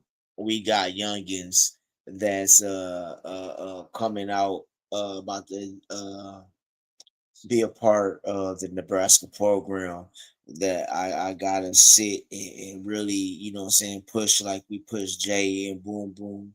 Uh, Not only that, man, we got youngest coming out of Nebraska, man, that's uh going where to like that middle, man. We got a school out west, but that middle South team was man, as a youngest say was diabolical. Man, them boys had crazy work. They was killing teams this year. So man, shout out to that Middle South team. Hopefully, shout out to the Central and all them other teams North. Hopefully Benson could come around, man. My school, me and just the guys, alumni, man. We alumni of, man. It's just I don't see them doing anything, just doing anything really They really was. Y'all was funny. Yeah, I just don't see Vincent doing anything. But back to this. So, like I said, I'm gonna try to do college. Hopefully next summer we start our spring. We start our college football. It's football to you type shit. Along with some other things. It's a lab party. Uh, getting Kim and you know I'm about to hit the stage. 2026. My big thing is hitting back on stage. Doing reaction videos and shit like that. So man, help us get to 1,000 subscribers. I said it's a party, so I am going. I'm gonna open them. I'm gonna open the what's your names here in a second. Kim said he is in the chat. I understand that, but I wanted you to break some of this shit down to where I was trying to find it. Like I said, man, I got so much footage, and like this shit just keeps. I don't know,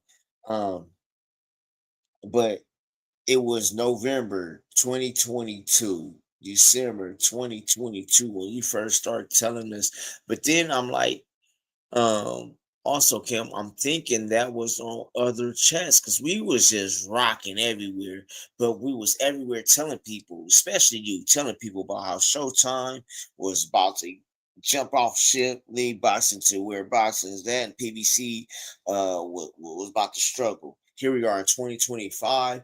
The flourishing is true.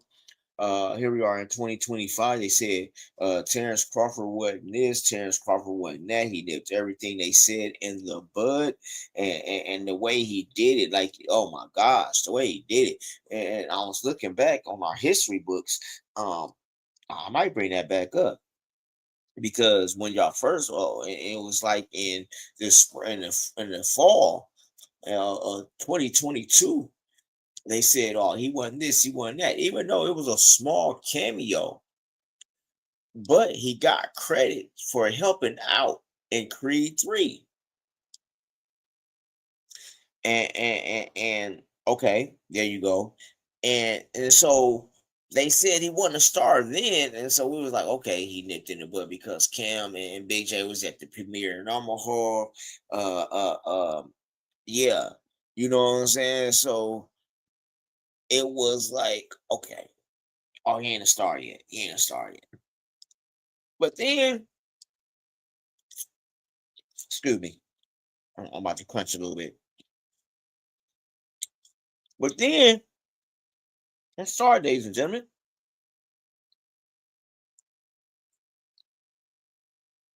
Because I was looking back in the history books, during all this time that Kim is telling you guys that PBC is going belly up. During all this time, I remember Mac Mob and E3 was like, nah, Gooch, I don't think it's happening. I'm sitting here telling niggas it's happening. Kim, what was we telling my juggers? We telling my juggers it's happening. Motherfuckers was saying we delusional, the fight ain't happening, the fight ain't this, the fight ain't that. Well, I can spill the beans a little bit. So Big J hits us up, was like, bro, I walk into the office and they watching Earl Spence. They are watching Earl Spence film. This is in January of 2023. And they was watching film on Earl Spence then. So same time,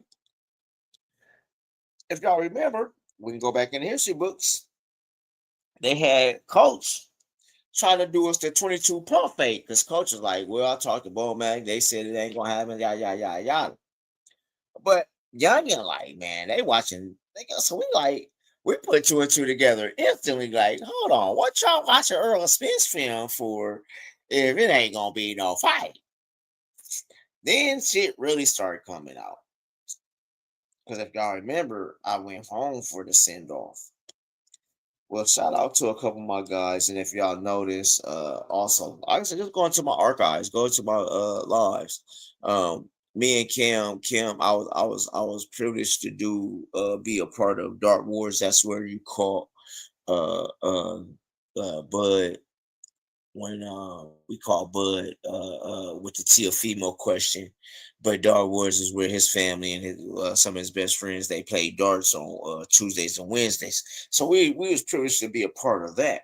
But like I was saying, when I came home, man, it was so much that what was getting said and done, and we was telling you mother juggers.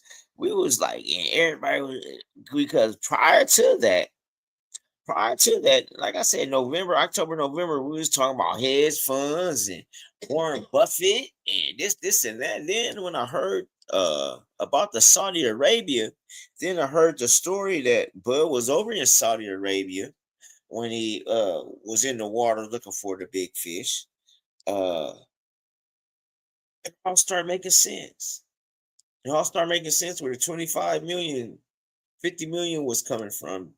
It all started making sense. And this is in the summer of 2022, 2023, I mean.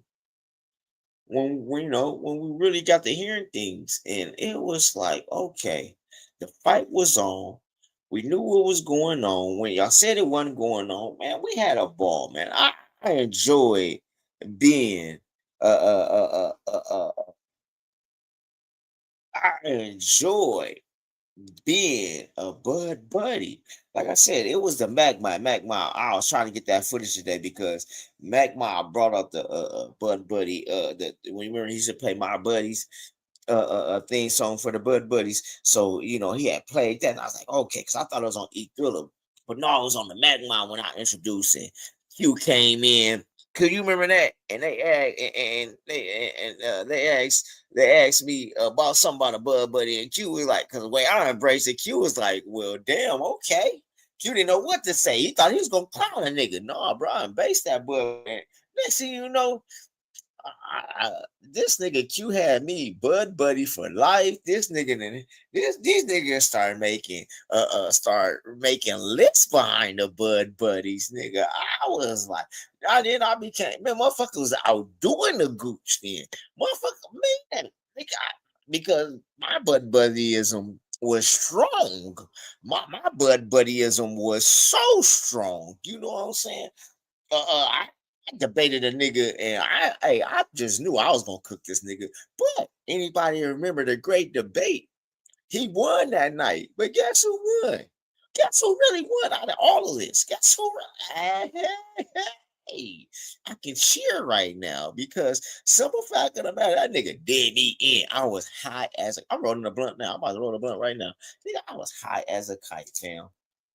Nigga, we warming up and they're getting ready. Nigga, I done smoked one. Nigga, me and L Boogie. Wait, Mr. Warren, he had now that I'm remembering and one love to Mr. Warren, man. I hit him up on Facebook. Hopefully, if you're watching, sir, man, one love to you, man. It's been a long time. I ain't heard from Mr. Warren in about a year, man. It seems like. But yeah, Mr. Warren was my partner, L Boogie, and we was going against this nigga Q. Man, this nigga Q. Man, this nigga Q was on fire that night. This nigga Q though, but Q. I wish I'm gonna find that debate. I got to, cause I really think that debate really was on E Thriller shit. I just really gotta find it. But Q, I told you everything, bro. I told y'all, Earl Spence. This is what I was hitting this ninja with. I was hitting these niggas. Who in the hell has Earl Spence fought with what southpaw? That's what I hit him with. What southpaw did Earl Spence fight with the IQ like Terrence Bud Crawford? Now, somebody tell me. They couldn't tell me.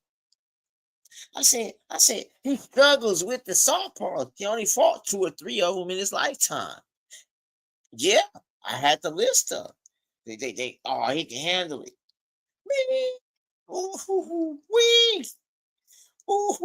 Wee.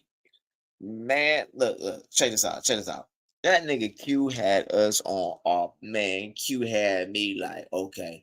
Nigga, I tapped out. Q hit me with some shit. Like, check this out. Watch this here, y'all. Q hit me with some shit about the finances. I was like, okay, man, fuck it. You won. No, no, no. Yeah, I can't get that night back, Big Fish. I wish I could because now I told y'all though, Big Fish. You said yes, I can't. I give Q his props. He whooped my ass that night. I tapped out. I tapped out. I tapped out. But July 29th, July 29th, he tapped out. And quiet as kept. Hey, one thing I'm gonna give Q, one thing I'm gonna give Q his props on because Q taps out, but Q sticks like us Bud buddies. He stands 10 toes down. Him and that General Big Fish, that General Big Fish of theirs over there. They had one white brother. Well, I'm going on history books. They had one white brother. Listen here. That motherfucker was a flip flopper, General. I understood it, General Big Fish. I understood why I let that nigga go, because he was a flip motherfucking flopper. He flippity flopped like flippity flopped. So when y'all let him go, that made me understand. But that nigga Q stood 10 toes. Him and Big Fish stood 10 toes down to Canelo. Got beat the fuck up the way Canelo got beat the fuck up. That nigga Q said, that nigga Q was like, oh, Canelo gonna whoop your boy Bud ass, Gooch. I got money on it, Gooch. Now, me and this nigga this nigga Q betted on this shit. Now this was Q's triangle theory. I think Big Fish was on this too. I think this was the Wright brothers at the time, before the assassination of Canelo and his fans. It was So Cold got beat by Pacheco. Ain't looking good for your camp, Gooch. Then Keyshawn spazzed the fuck out. Oh, Gooch, it really ain't looking good. It ain't looking good for your camp, Gooch. I don't think Bud gonna be able to. But what put the question mark in there for a minute? Hold on. What put the question mark in it though was the Canelo and old Buddy fight. Them niggas was trying to back up out of that shit so fast. And I ain't gonna bring the nigga up who held them hostage to it. But them niggas was trying to back up. After that Canelo fight on Cinco de Mayo, them niggas was like, oh, hell no. Hell no, man. Hell no. But this is what it was. They said they this is what it was. They knew, like you said, Big Fish, y'all had a feeling he was gonna lose, but y'all just didn't think he was gonna lose like that. We knew he was gonna lose like that. We knew it was gonna be trouble in the waters, but you niggas, man, oh man, that shit had me rolling. Them niggas got held hostage. Them niggas got held hostage to the shits, bro. Like them niggas was trying to get that nigga Q was like, I'm done. After what that nigga said, after Gooch, after what I said on Cinco de Mayo.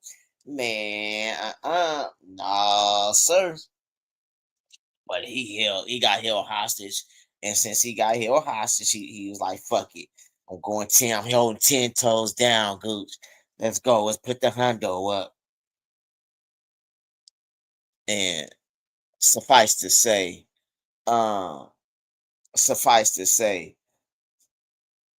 one thing about a Bud Buddy, we ain't never lost a bet.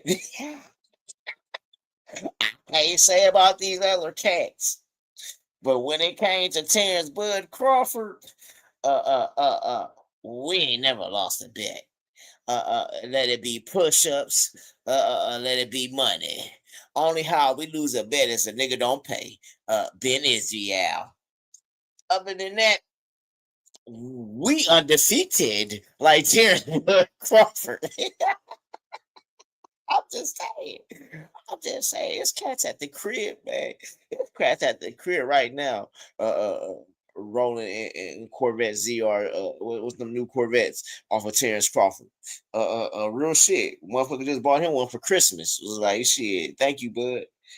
Thank you, bud. Motherfuckers went and put mortgages mortgages got paid off that Earl Spence fan. I mean that Earl Spence fight. Real shit. Real shit. Real shit, y'all. Y'all think, man, look. I know some of y'all in this motherfucker between Canelo and Spence. I know y'all made a couple hundred to a couple bands. Say I'm lying. Well, I'm not lying at. Who didn't bet on Bud? Who didn't bet on Bud? Y'all, man, come on. What Bud Buddy didn't bet on Bud? Let's go there. Let's go there. What Bud Buddy didn't bet on Bud? Y'all tell me. Y'all tell me. You know what, Goose? It's time. Roll your blunt up. Y'all, I gotta roll this blunt up, y'all. So that y'all know when I roll the blunt up. I see. Okay, I know you did. How much you? You probably want bands off Bud, my ninja. Bands. General. General Big Fish. Do you mind, my good right brother, of disclosing how much you have how much you have lost betting against Terrence Bud Crawford in your time of betting against Bud Crawford, from push-ups to money? I mean, you ain't got to disclose them, but I know you have lost betting against Terrence Bud Crawford. I do know that. I know you have really was going against Terrence Bud Crawford to where sir, you was about to step oh, you never okay, you never lost money. Okay. Now I do understand that you willing to step on my grave and everything after the Canelo fight. I understand. The night before, that was hysterical. I did a play to I listened to that the other night. I was gonna play it back just to be on some funny shit, but I'm not. Because I'm just saying, y'all was in rare form that night. Y'all, bro, Big Fish, you was in rare form that night. Bro, you knew for you, man. I just knew. Listen, if the shoe was on the other foot and Terrence Crawford was to ever lose one person, I think I would have done what you did, bro. I would have went on vacation, bro, because I would hate to be on the side of you being a winner, bro. Because man, I already know you would have been vicious on this. I told y'all your boy could do it, bro. I feel the wrath. I felt the wrath, and I thank God that I won because I know you was coming, bro. I just know you was coming, bro. You was about to have, nigga, like you said, stump on our nigga. I probably was about to see the Terrence. I'm about to probably see the Bud Buddy dance, nigga. This nigga's gonna stuff it. Hey, he's gonna do the Bud Buddy stuff, nigga. He was gonna do a Bud Buddy stuff on our asses, bro. That nigga, man, for real. That nigga was about to get on our ass. And Bud would have lost to Earl. Oh yeah, and Bud would have lost to Earl. Oh man. Oh man. Oh man. Oh man. If Bud would have lost to Earl, man, that nigga Big Fish and Q are nigga, look. Q cried for Ugas. So I know if he would have beat Earl, that was streaming tears, bro. He was gonna be streaming tears, bro. Y'all know what? Where the Wright brothers at? I'm talking about shit tonight, man. We retiring, man. There ain't gonna be no more Wright brothers against the Bud Buddies, man. Oh shit. But look how big this big ass spider is. You know, I don't fuck with spiders, man. This motherfucker huge. This motherfucker. Hey, man, I don't not fuck with spiders, man. This motherfucker huge. Oh, I stumped his ass. Oh, stumped him again. Oh, that motherfucker was huge. I'm in the country, y'all. That motherfucker was huge. Black and yellow. Shit. It was black and yellow. Man. Oh, okay, my bad. Hold on, live. Shit, that motherfucker came out of no. Matter of fact, hold on, y'all. Let me do this. That motherfucker came out of nowhere on them goose, nigga. Y'all, I'm glad the camera wasn't on. Y'all seen a nigga jump out on his seat on that nigga ass. Nigga, here it is.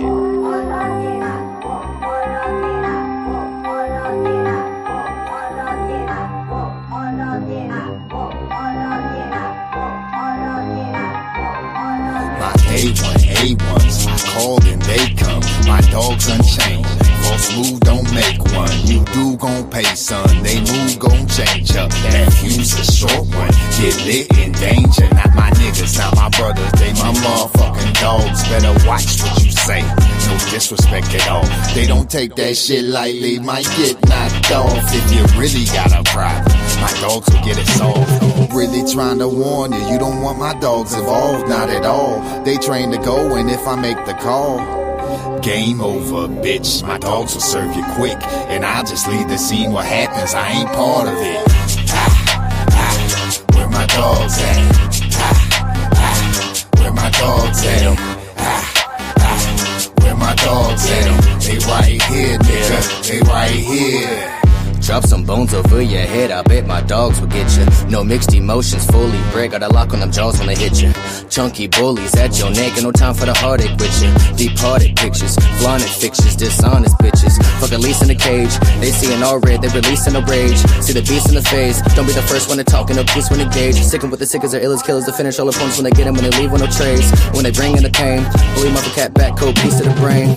All my dogs be quick to bite to get the problem solved. So watch your ass when you get approached, better say you're not involved. Better think it twice or you'll pay that price, but it bounce like a tennis ball. Ain't no reason for beefing, we'll put a hold to your breathing when I make that call. Where my dogs at? Where my dogs at? Where my dogs at? They right here, nigga. They right here. Okay. Before I drop the link, I gotta do this. Shout out to my sponsors, man. Keelan's Barbershop in Omaha, Nebraska, man. As y'all coming to the man, y'all fuck with my nigga Keelan, man. He's man, y'all fuck with Keelan, man. He's the truth, man. He's the truth.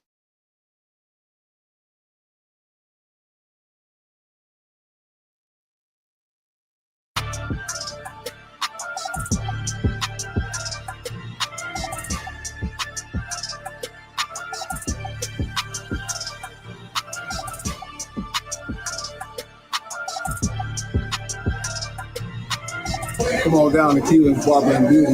New customers, you get $5 off.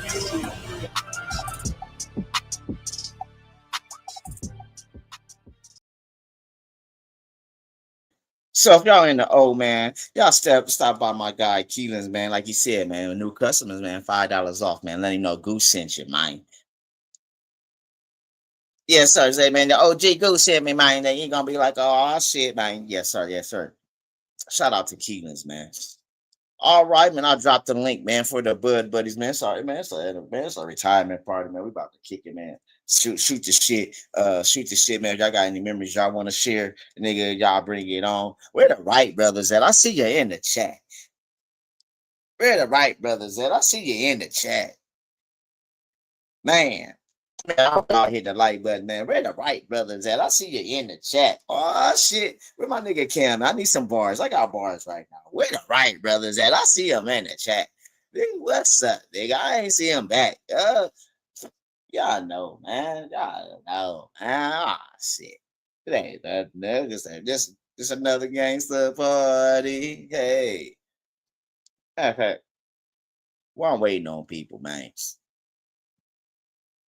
I'm getting a piece of it, Uncle. Oh shit. Shit. What, you getting some cases? You getting them good old cases, bro? Nigga, check this out. Check this out, bro. I was supposed to send you. Hey, see, Earl. See, if Earl would have won, you would have got that Godfathers, nigga. You know what I'm talking about? What love, man. Just a guy 402 DJ Mecca.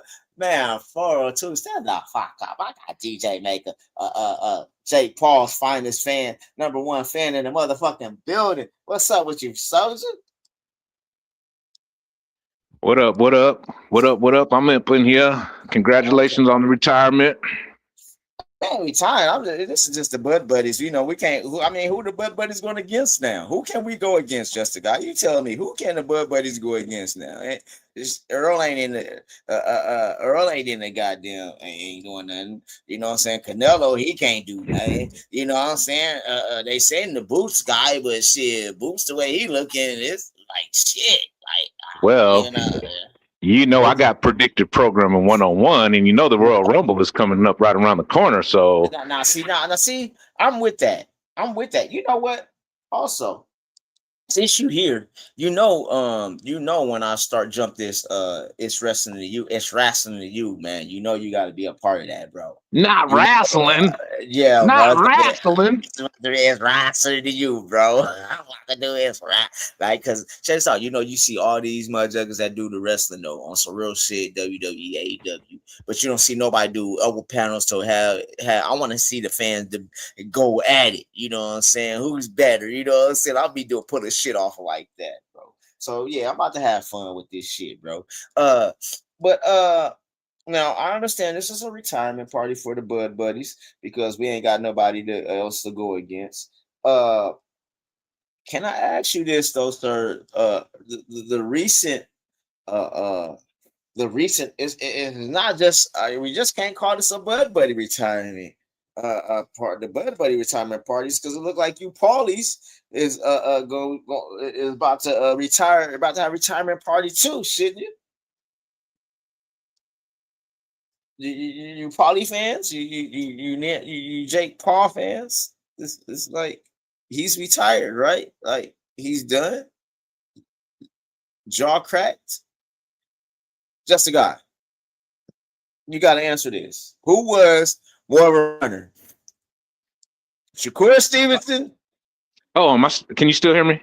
Now I can hear you. Hold on. Okay, yeah. Let me ask you- No. Go ahead. Who was more of a runner? As we see, compared to the night you see Shakur run and the night we seen Jake Paul run, who was more of a runner, bro? Who was more of a professional boxer? Oh, I'm sorry to answer a question with a question. I hate to answer a question with a question. But yeah, so speaking of retirement, Sleepy Shakur Stevenson retired already, but he's not retired still. Mm-hmm. I think boxers retire all the time, and boxers unretire all the time. I mean, according to what I've seen the script, I've read the playbook. Mm-hmm. Okay. Guess what? I retired. Did you know that I retired from the taxi cab like 3 years ago? And I just got home from doing a taxi cab job. Oh my goodness. I've came out of retirement too. It happens. I get it.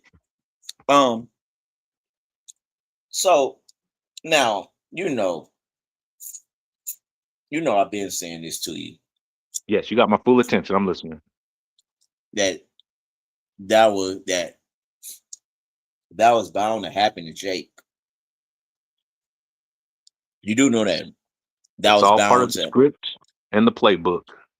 The $100 million playbook, yes. To get your jaw broken in 2 places. Yeah, that's a lot of money to get your jaw broken. 100,000 or 100 million, whatever.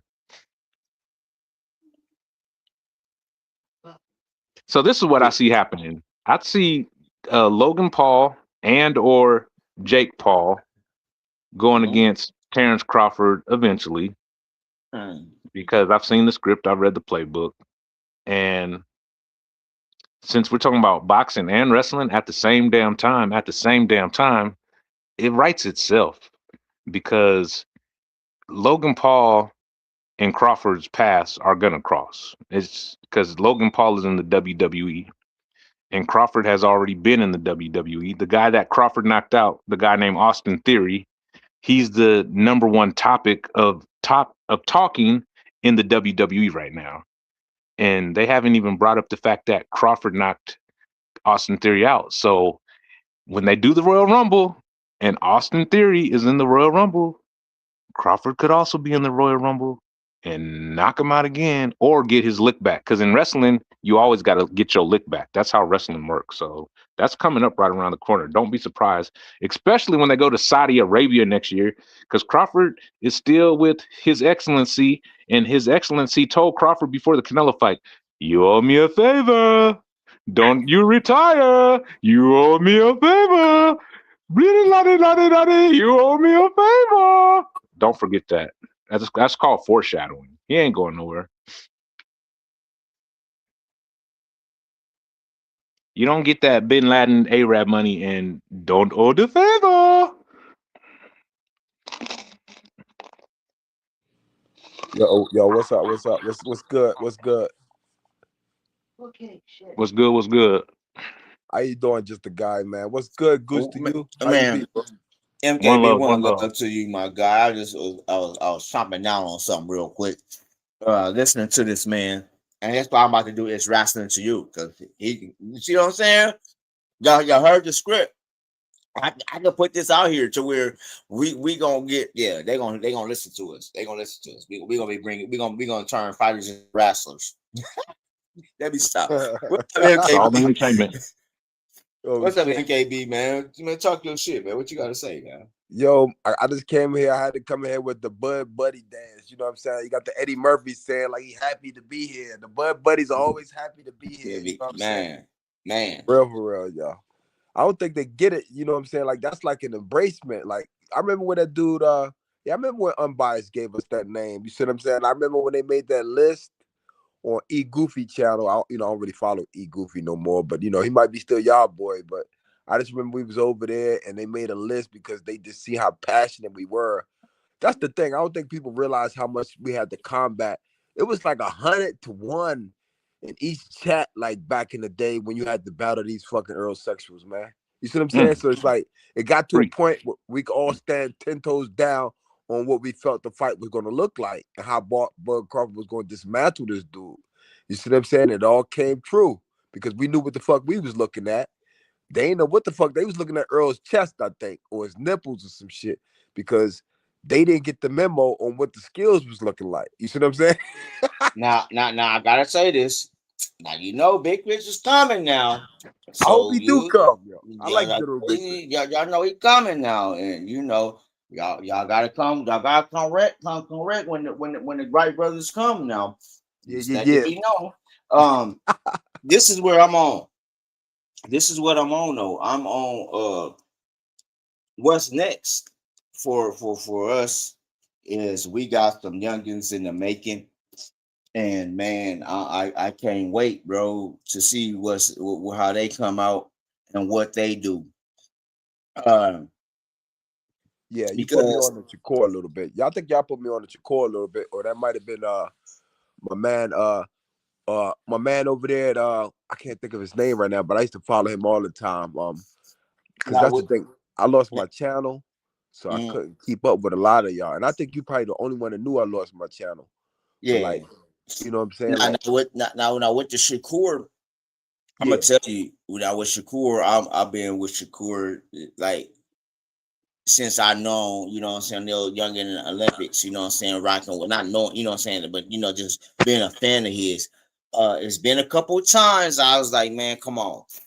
Yeah. But because I really thought he should have fought Loma. The Mac Mob. I just wanted to bring it up. Oh yeah, okay. But I really felt at one time he should have fought Loma and all that good shit. But Shakur path is about to be great. After he fights Tio. Yeah. This fight right now, I'm looking at some people got it 50-50. Me and Kim looking at 60-40. My thing is because I don't think like I said, if you can't hit harder than Terrence Crawford or nobody from our camp, if you can take them licks, I don't think, you know what I'm saying, anybody else, you know what I'm saying, I think you can hang with anybody in there. So we're going to see what Shakur going to do. As far as yes, sir. As far as now I'm hearing I don't know how true it is.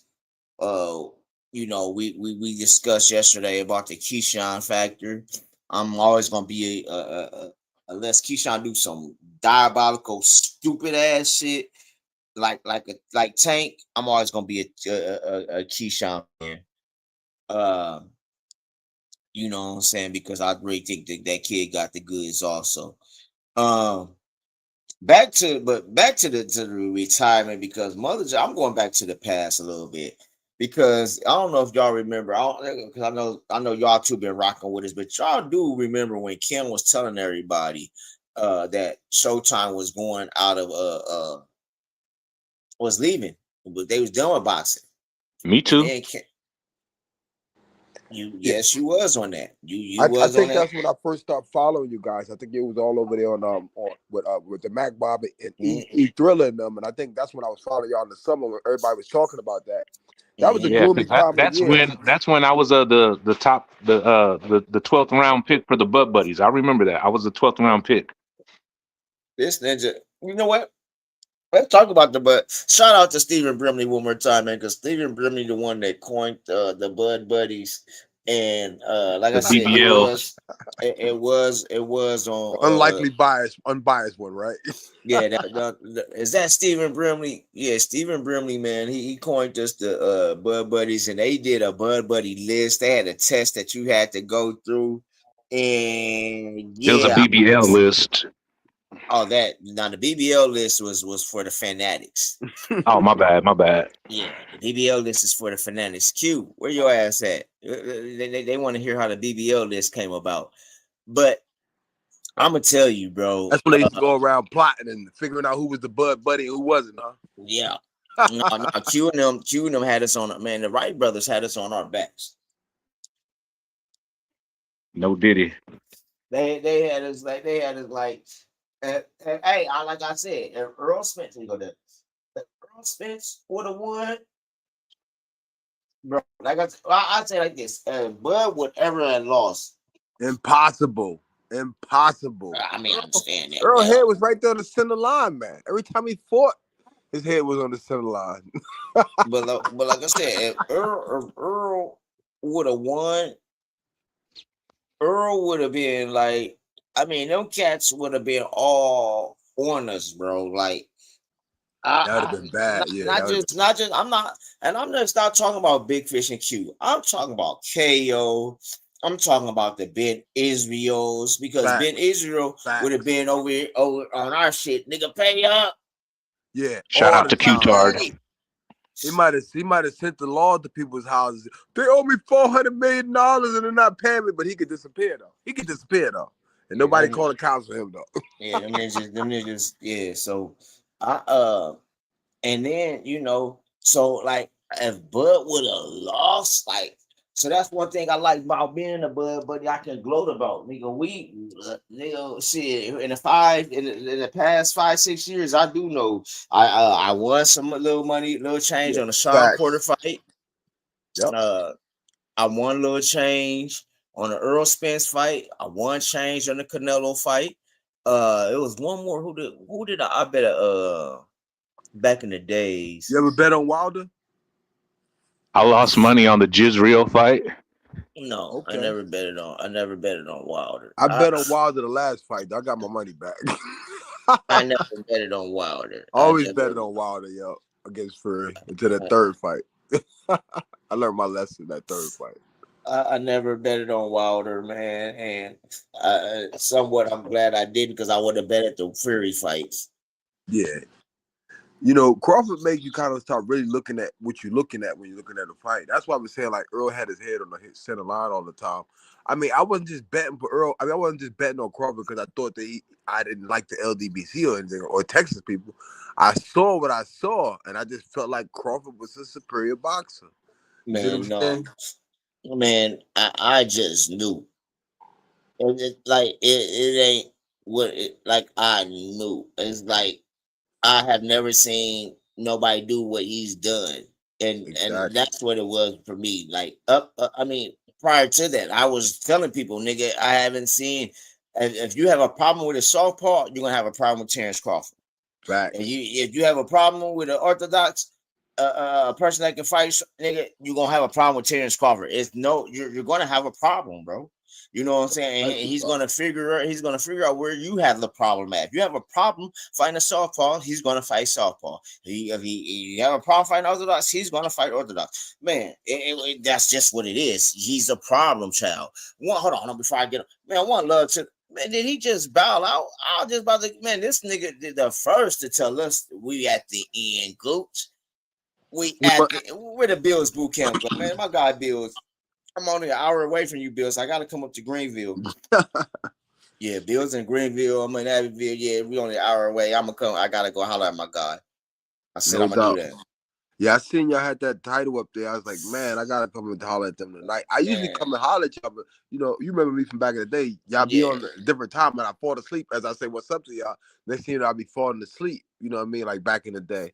Yeah, that's how I always used to catch y'all at night, but for some reason I could never stay up the whole night. You know what I mean? Yeah, man. And now I'm on the East Coast, so it's really crazy.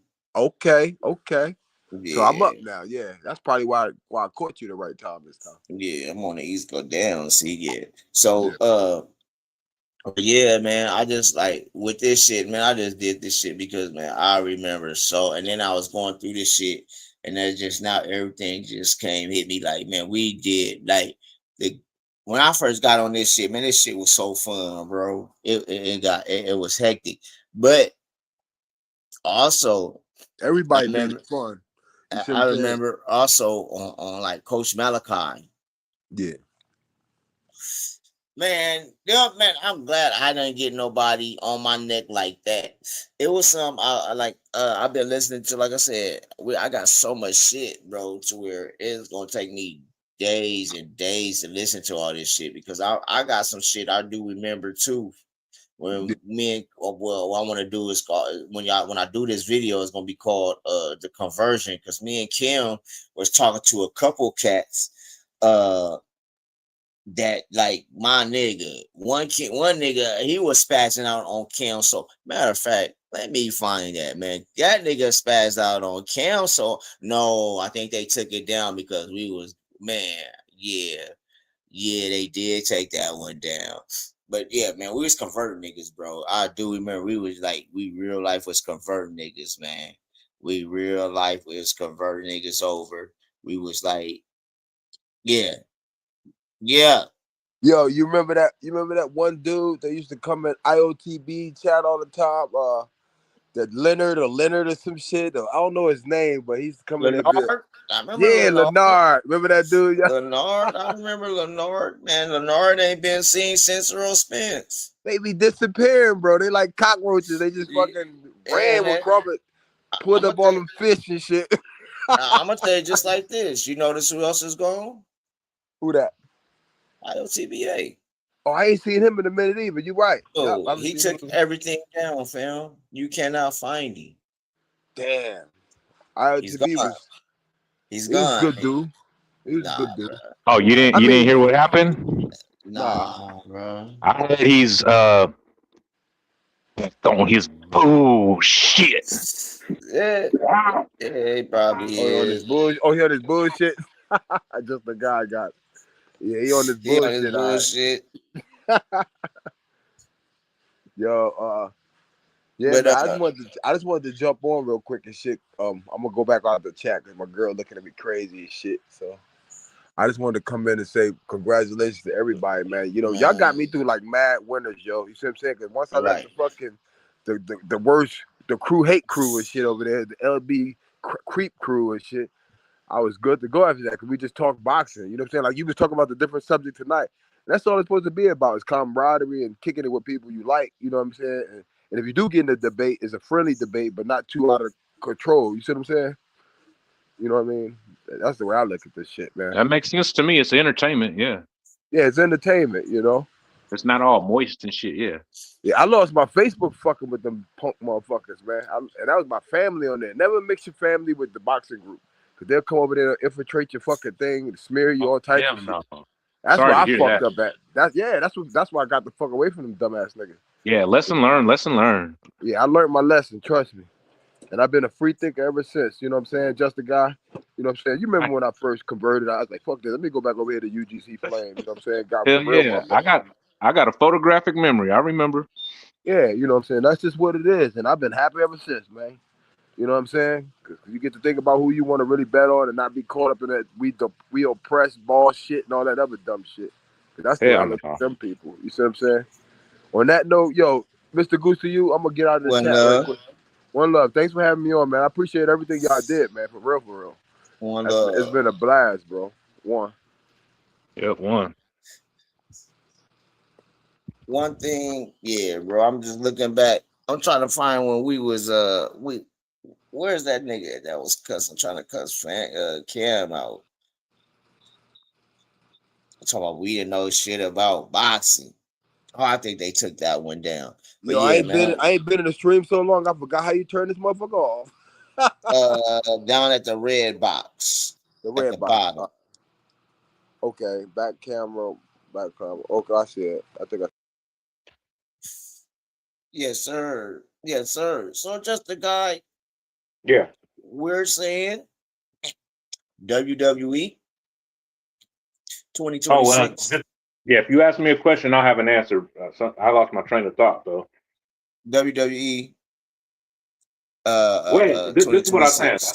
Maybe I was talking about the WWE going to Saudi Arabia for I think Royal Rumble or WrestleMania, one of them, and predicted programming 101. I could see, since I've seen everything's foreshadowing. Since Crawford was on Friday Night SmackDown knocking out Austin Theory, and every wrestler, and everybody got to get their lick back in wrestling. That's just a code.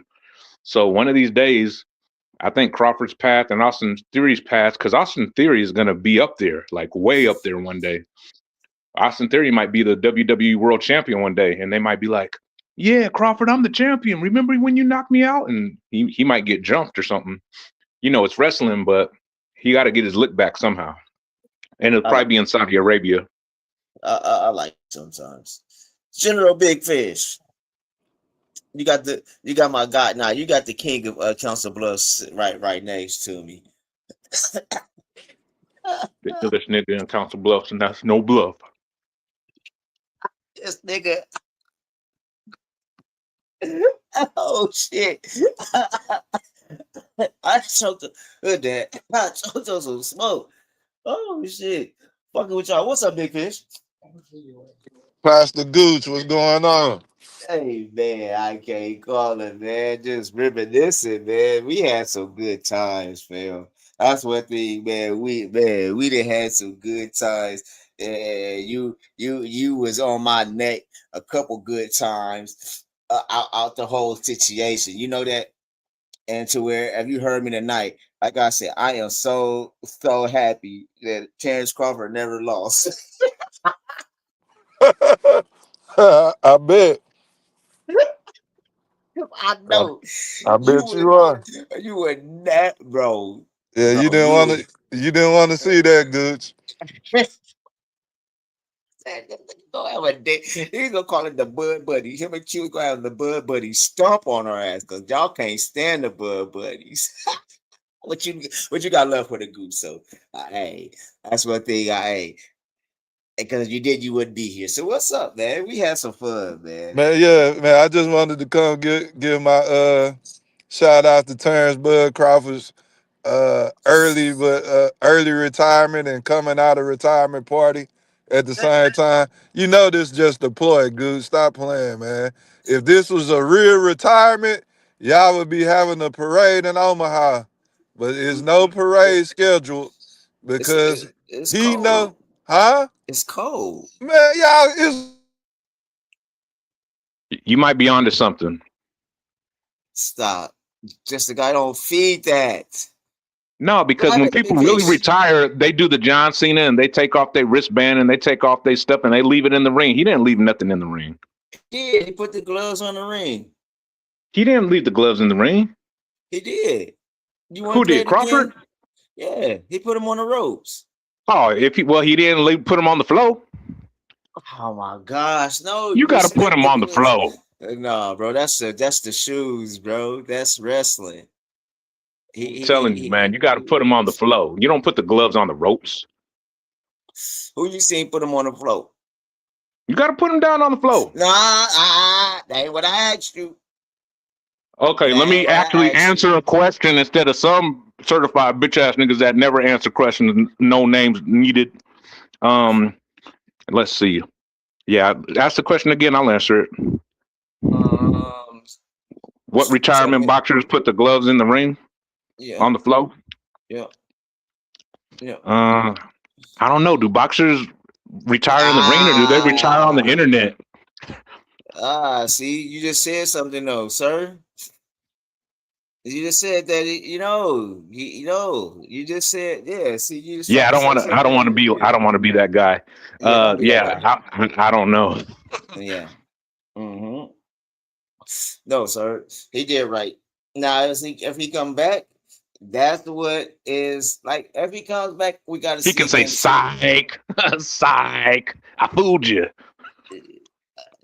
Who we gonna come back and fight? I don't know. He might not come back and fight in the boxing ring, but he can definitely show up in the Royal Rumble. Now, I'm waiting to see if old buddy gonna come back. What MKB just Monte King Bossy just brought up. I want to see if Earl will come back now because let's go here. What I'm going to push in 2026 is Boots versus Earl Spence. Yeah, I like that, but it seems like the actual real boxers, we're not talking about Jake Paul, but the actual boxers be ducking smoke from each other. Jake Paul, not keep talking about him, but he dares to be great for real. I want to see Earl Spence and Boots. Yeah, that's what we're coming for 2026. I want to see because that'll give Earl Spence a chance to come back and be a switch hitter. So he can, redeem himself. I feel I just could be blowing smoke and people, because I'm smoking. But on some real shit, bro, I want to see Boots. Yeah, I like Boots. I think Boots is the future. Earl. Yeah. General Big Fish, what do you think? Boots versus Earl. Boots versus everybody. I didn't hear what you were saying, Gooch. You asked me what? Boots against Earl. Who would I take right now? No, I said, I want to see that in 2026. Boots versus Earl. No. You want to see? Why would you want to see that, man? Without seeing Earl Spence in the ring against a tune-up? Well, y'all just thirsty for blood, man. I see how y'all play. No, y'all want to. I don't. Me personally, because I think Earl can beat Boots. No bullshit. I think Boots cannot take hits, bro. I just think that, and I think if Earl come out the way y'all say he could come out and just get down to bring that dog out, I really think he'd get Boots. No lie. This is real dog shit, bro. Now, do we need a tune-up? Maybe, but let's see him fight twice a year then. Do you remember the last day that we seen Earl Spence in the ring and how long ago that was? That's what I said. Let's see him fight twice though. Yeah. 2 years ago. Yeah, so I'm with you on that. Let's see him do a tune-up, but then let's see him fight Boots at the end of the year. Yeah, because I like seeing competitive fights. I don't like exhibitions, and to me, with Earl Spence being that inactive, that I don't think that would be a wise matchup. Not saying if Earl pre-July 29th, I would have took Earl Spence all day against Boots, but we got to see what Earl Spence look like, against. Okay. Would you say this then? Earl with Keith, then Boots, because they both been inactive. Yeah, that would be a fair matchup for sure. We see Earl. Okay. Let's clamor for that. Let's try to push that this year then. See Earl and Keith or Earl and Charlo, because Charlo been out just as long as Earl, and that will sell in Dallas. That will sell in Texas. All that happen. Oh yeah, Al Heyman can do it, and that will put Al back on point. So I want to touch on something that you was talking about. How y'all talked about how the PBC was going to be going out of business. Have you noticed since PBC fell off, boxing hasn't been the same? Have you noticed that, Gooch? And it's I will for say, the worst. I For the will, worst. I All the will big say, cards that Turkey has put out there, it still hasn't been the same type of vibe in boxing since Al Heyman and the PBC been in the B side. Well, blame Al for making Jake Paul famous. Blame Al. What do you think about that, Gooch? I would say, ooh, now because to me, we didn't see some good fights though, bro. We didn't see some good fights without that bullshit, bro. It's been BBC because PBC had all the fighters. I will say that. So they had to do it had to be nothing but interesting. But But now all the fighters is damn near you don't know where everybody at. but Like you you said, got it ain't the same. I will say that it's not the same. yeah, It ain't. because you took in the fight game out of Vegas and put it into and what is it called? Rehab What season. what is it called, Gooch? With the Rehab rehab season. season, Yeah, Gooch rehab season. So when you got it out there, it's not the same aura. You don't have the crowd don't really be into it like they should. So all these great fights that we've had, which I agree with, it has been some great matchups, but they've been semi-boring because of the crowd, the venue. and not It's only not the that, same. The not only that, production, not, everything, not, the broadcast team is whack. Everything has been whack about this Turkey coming into boxing. not only that, what I don't like about over there is that them fighters is fighting like at 4 o'clock in the morning, bro. They're fighting like, you know what I'm saying? I understand they go over there and get acclimated, whatever how the shit go to it. But yet still, man, you to fight at four just to entertain us fighting at 4 and 5 o'clock in the morning, bro. Canelo fought old buddy Skull at 6 o'clock in the morning, bro.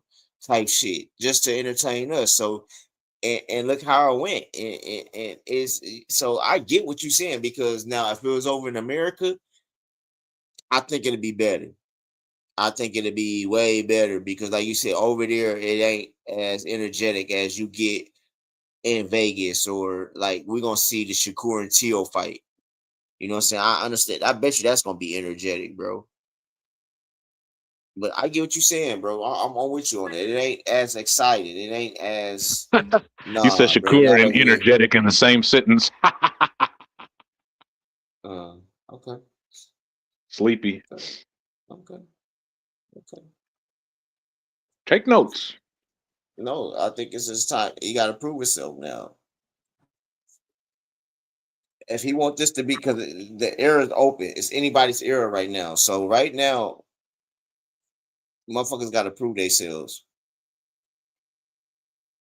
Motherfuckers really got to prove themselves. What y'all think about? Who was I just thinking about? Who is Pacheco fighting again? He just I'm fought. glad you brought that up, Gooch.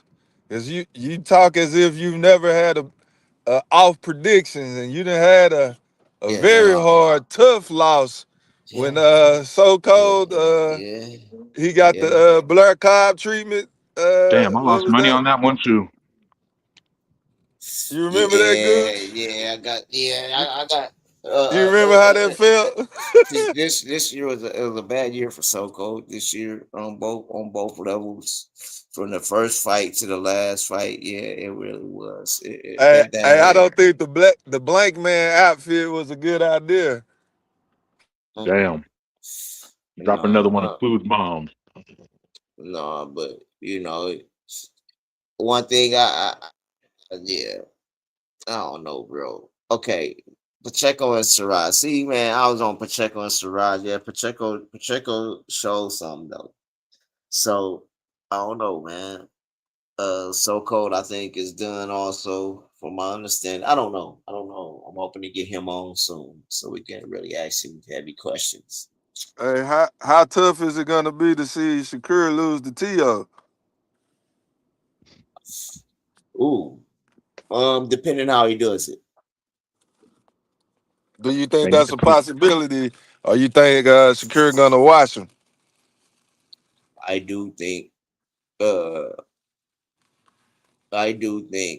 possibility of him, because T.O. can crack, but not only can T.O. crack, like me and Ken was talking yesterday, T.O. got he got good ass footwork, bro. He was matching Lomachenko footwork. His, it's saying T.O. is a boxer also with crack, bro. So it like Shakur can't sleep on him. He can't. And that's funny that I say that, huh? Goddamn, just a God. But for real, Shakur can't sleep on him. Shakur has to fight a great fight for this. Literally. And then he has to also, if he can, what I see, like I wanted to say yesterday, was if he takes T.O.'s punch, like I think he can, it's gonna be a long night for T.O. Because y'all know Shakur plays hit and don't hit and tries not to get hit. That's what he's mastered. So Yeah, I've seen Shakur crumble under a soft jab in his last fight, so I don't know about him being able to take a power shot from T.O. T.O. is the truth. Now, like I said, that's what I was telling bro. I was like, because T.O. crack, bro. T.O. can crack, bro.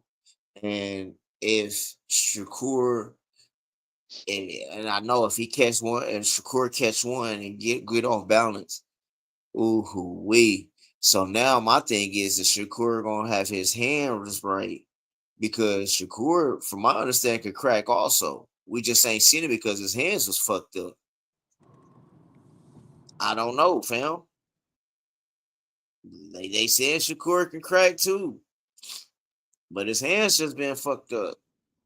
Yeah, I expect Shakur to win, but I'm going to be hoping that he loses. I cannot wait for this fight. T.O. has a way better resume than Shakur, in my opinion. What do you think about that? Meaning he he's been does. battle tested more than Shakur has. No, he has. He's been in some big fights. He has. He's shit. Fuck it. He shit. Loma, the fight with Loma alone, Kambosos. You know what I'm saying? He's been with. You know what I'm saying? He's been in big fights. So his resume speaks for itself, man. I like I said, I can't take shit away from T.O. Only thing I like, everybody know, I just don't like the antics. I don't like that bullshit he pulls, the racist shit. It's ghostwriting. Other than that, bro, like it's 60-40 with me. I think Shakur can outbox him, but I like you said, if you get Shakur and crack him a couple good times and Shakur can't take it, he gonna put that pressure on you. That's what I do see. I'll tell you one thing about T.O. for sure. He is not racist. That dude be talking stuff to dudes he's been knowing since the amateurs, and nobody smacked him in the face or did nothing reckless to him, because all these dudes know each other. They might not be homeboys and best friends, but if he was racist, they would have been talking about him being racist. He did not send nobody no bananas. All that was a script from a ghostwriter, because His Excellency is paying ghostwriters to try to promote shit. No racism in his body at all. All I'm saying is, though, yeah, okay, cool, but ghostwriters.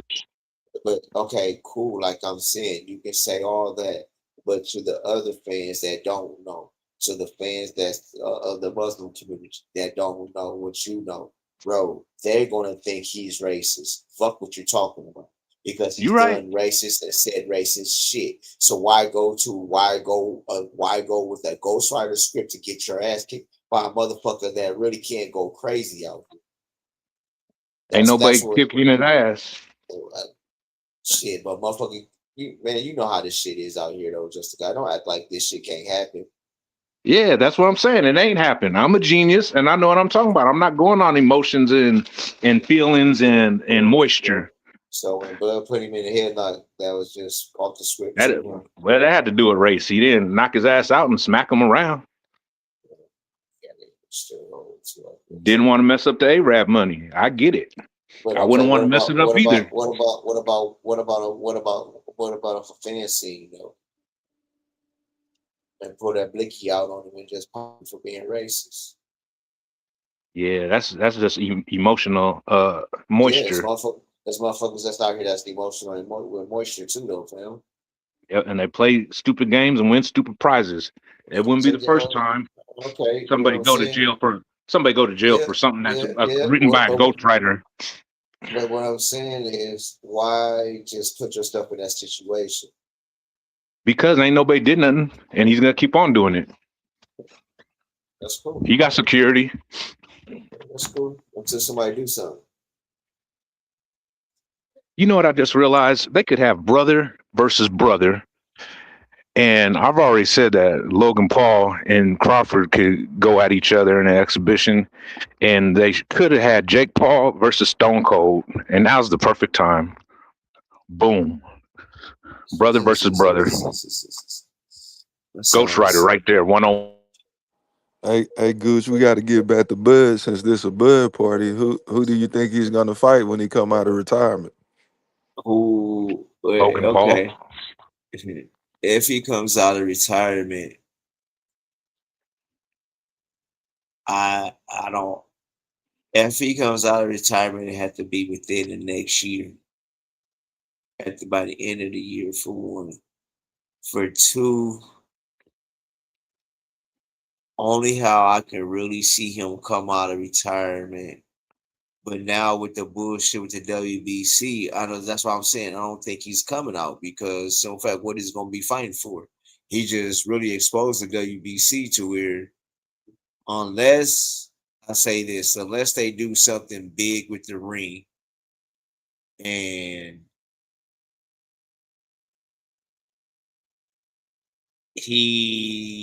this is so out there. But like I said, I just don't think he's gonna come back. But it'll be undisputed at 160.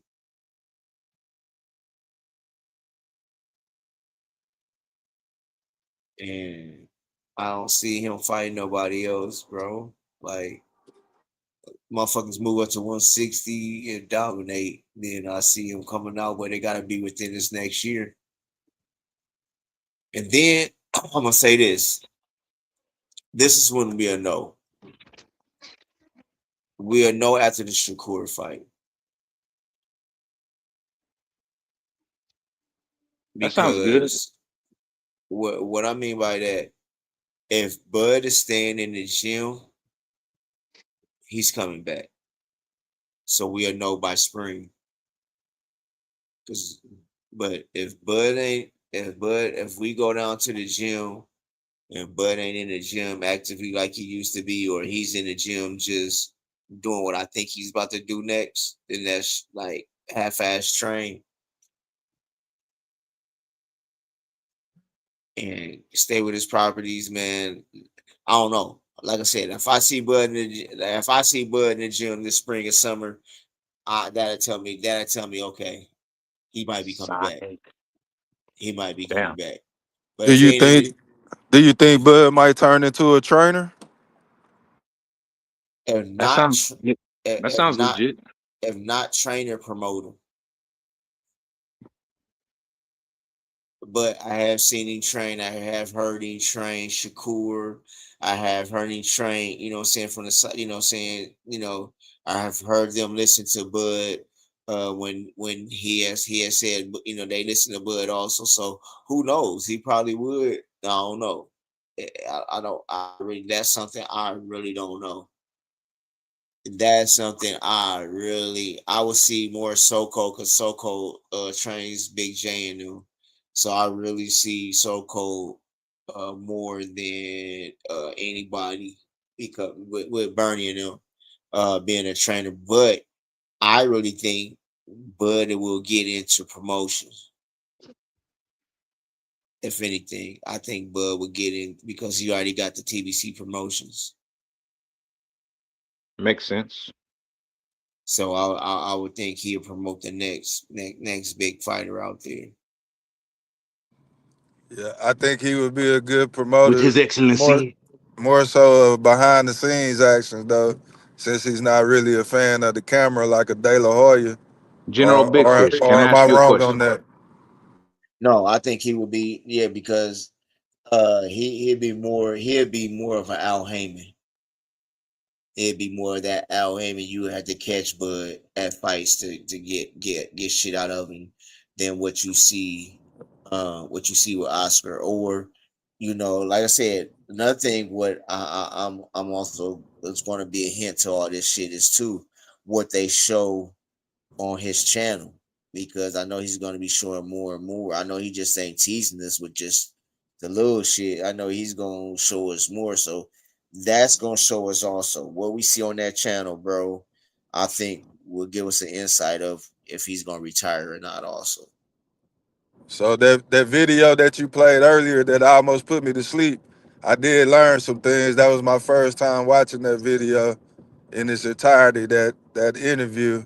And he was that was a good question on, who taught him how to spend his money or make investments and all of that. So the man has been around a great company in the boxing business and with Warren Buffett.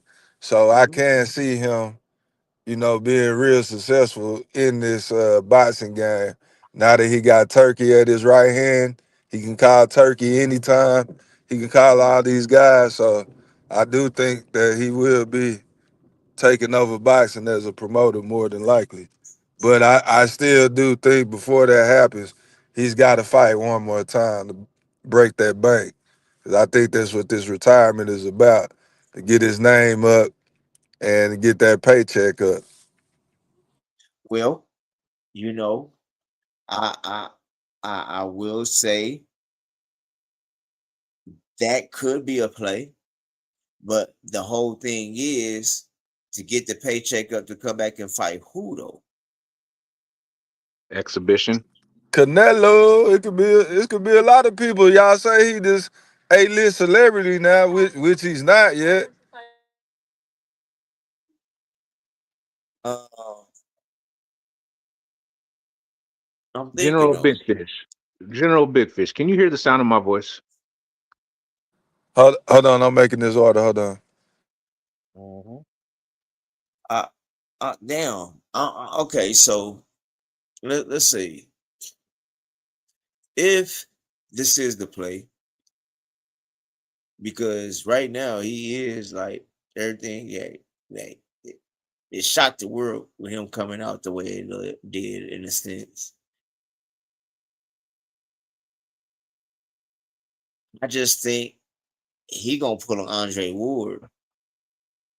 I don't see him. Because like I said, to get his money up, okay, we get his money up, but who? Floyd Mayweather. Exhibition. Nah, I can bro. name 5 exhibitions right now. It's not hard. So you saying Floyd, Jake, Logan, them 3 right there. Who else? And any rapper he wants to have a beef with. That Takeshi 6ix9ine. Nah. I don't know. I just it got to make sense, bro. No, it don't. gotta make Exhibitions sense. don't have to make sense. I'm saying Pop for culture him. makes sense. Listen, though, bro. It's like you ain't understanding what I'm saying to you. Like it's like you don't follow Bud. Like, bro, for him, it got to make sense, bro. He's not one of them Did that it just make sense when he was on WWE SmackDown in the ring, knocking it out an did make unknown sense. Austin Theory? It did make sense. It did make sense because guess what? Austin Theory's going to be the champion one day, and he's going to have to get his lick back. So that's called long-term booking. Once again, hold on, stop though. See, you see how you just tried to you move the goalpost from boxing to wrestling, fam. Once again, Exhibition. I'm on the same okay. exhibition goalposts. No, actually, you went to wrestling though. We're talking, and I'm telling you, exhibition. It gotta make sense. You went to a dumbass rapper. He ain't no rapper. Rappers ain't. You know what rappers are saying right now? Rappers are saying "fuck the streets" right now. So that's fuck the beefs. So okay, that's not gonna. So exhibitions right now. What exhibition is gonna make sense? Jake Paul. But now that he's Nothing's gonna make sense right now because he retired right now. I'm talking about okay. In the long in run, the what makes future. sense? In the future, what makes sense, bro? In the future, There- what makes sense? How would we know it's not the future yet? Once again, what you already but like you said, you do pre-scripted future. You say shit's pre-scripted already, right? Yeah, I already told you, Logan Paul. It's a wrap.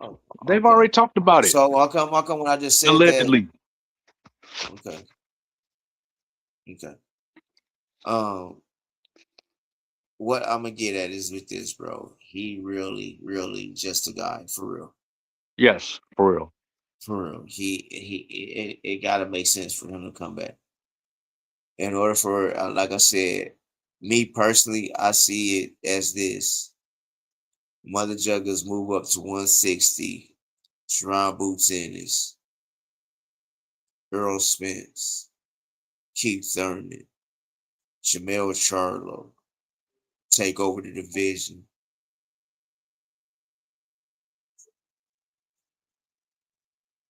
Getting to 2027, I can see Bud coming back, fighting one of them for undisputed.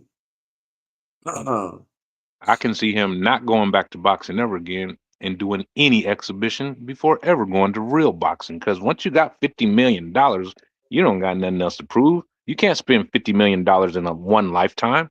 You Gucci. He got way more than 50 million, but he just Exactly. got 50 So he million for got more one money than fight. he can spend in a whole lifetime. Who needs to add on to that? You can't spend all that money in one lifetime. That's why you retired.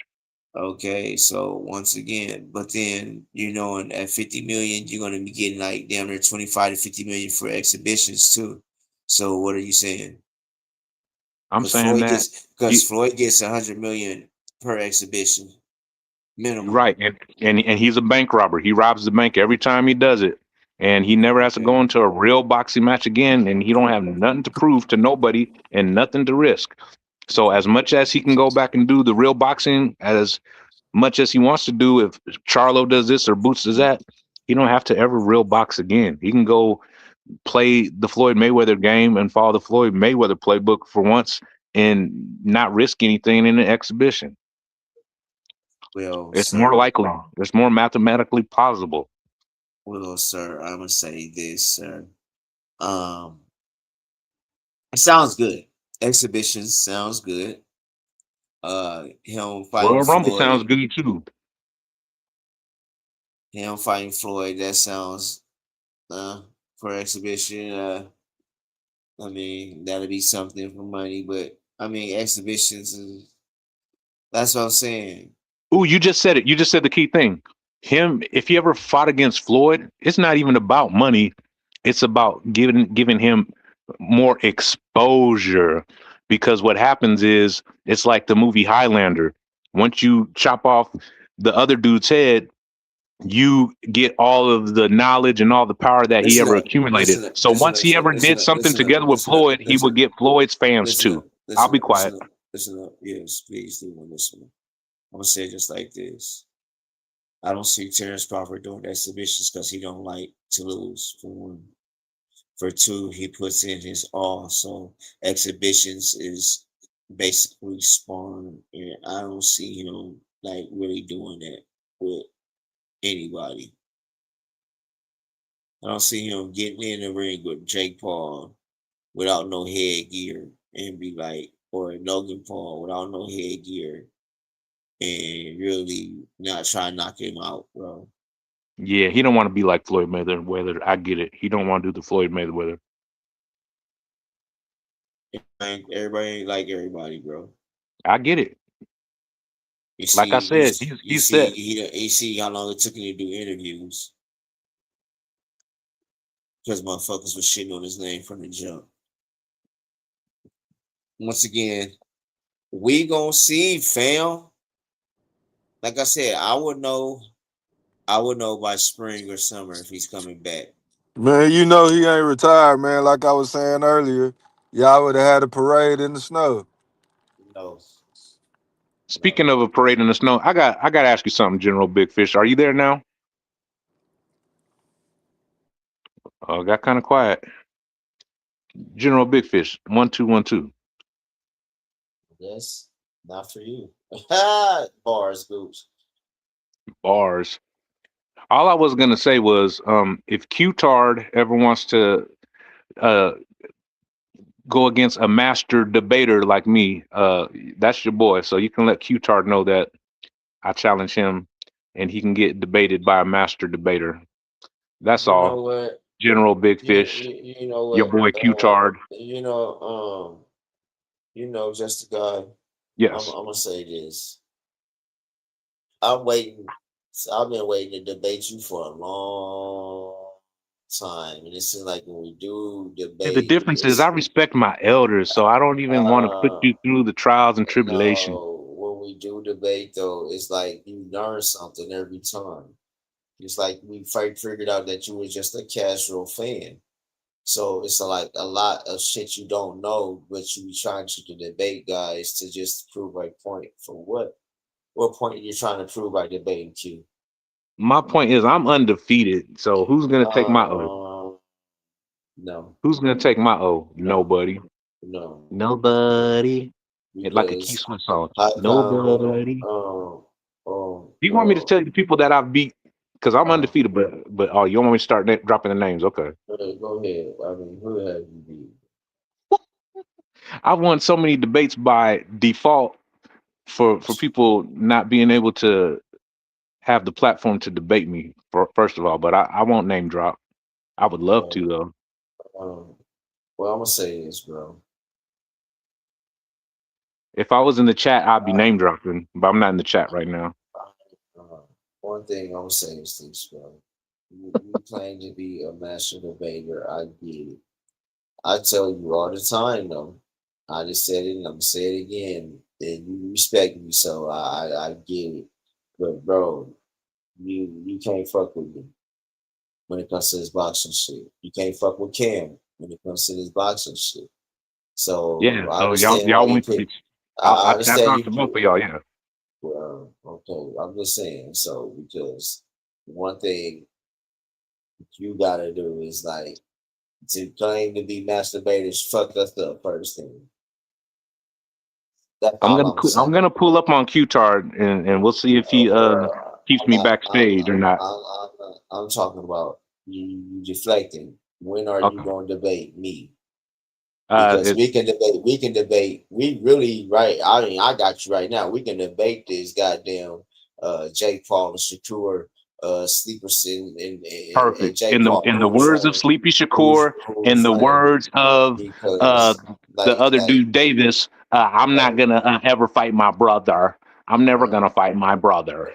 Say this. I'm glad you use that because Deshaun Davis and Shakur, we're never gonna fight. We're never gonna debate. Well, okay. Because Jake Paul was a runner, a track star, a knee bender, and all against that, the bro. heavyweight. What are you supposed to do against a heavyweight? Nobody else is in there doing it. He's a heavyweight, bro. It was his fault that he didn't bulk up to 225 or 230. Facts. If you know this man is up there, why would you come in at 215 for one? For one.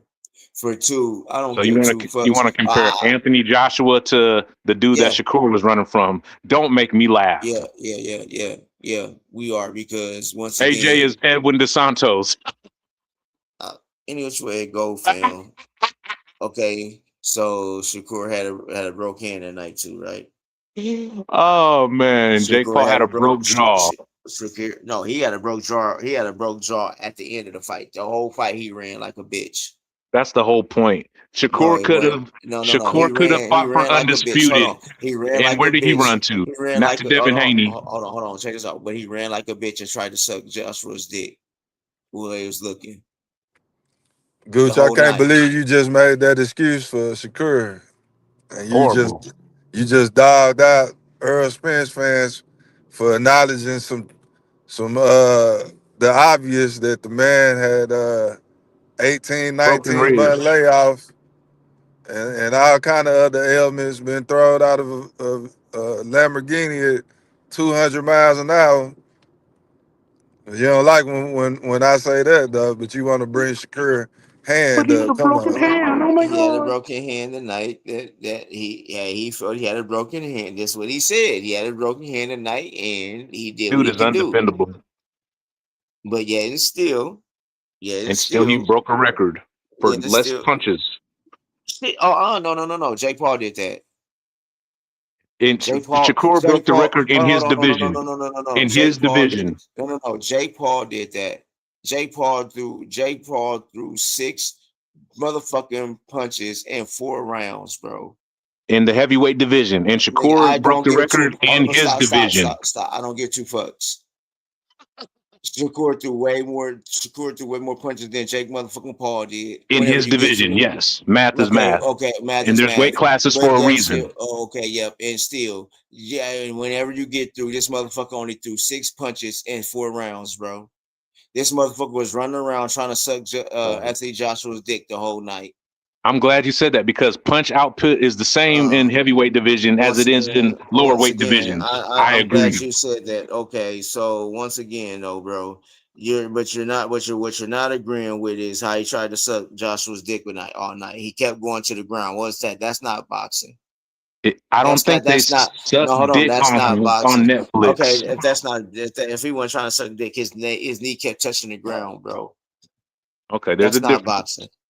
That's not boxing, bro. His knee kept trying to touch the ground, bro.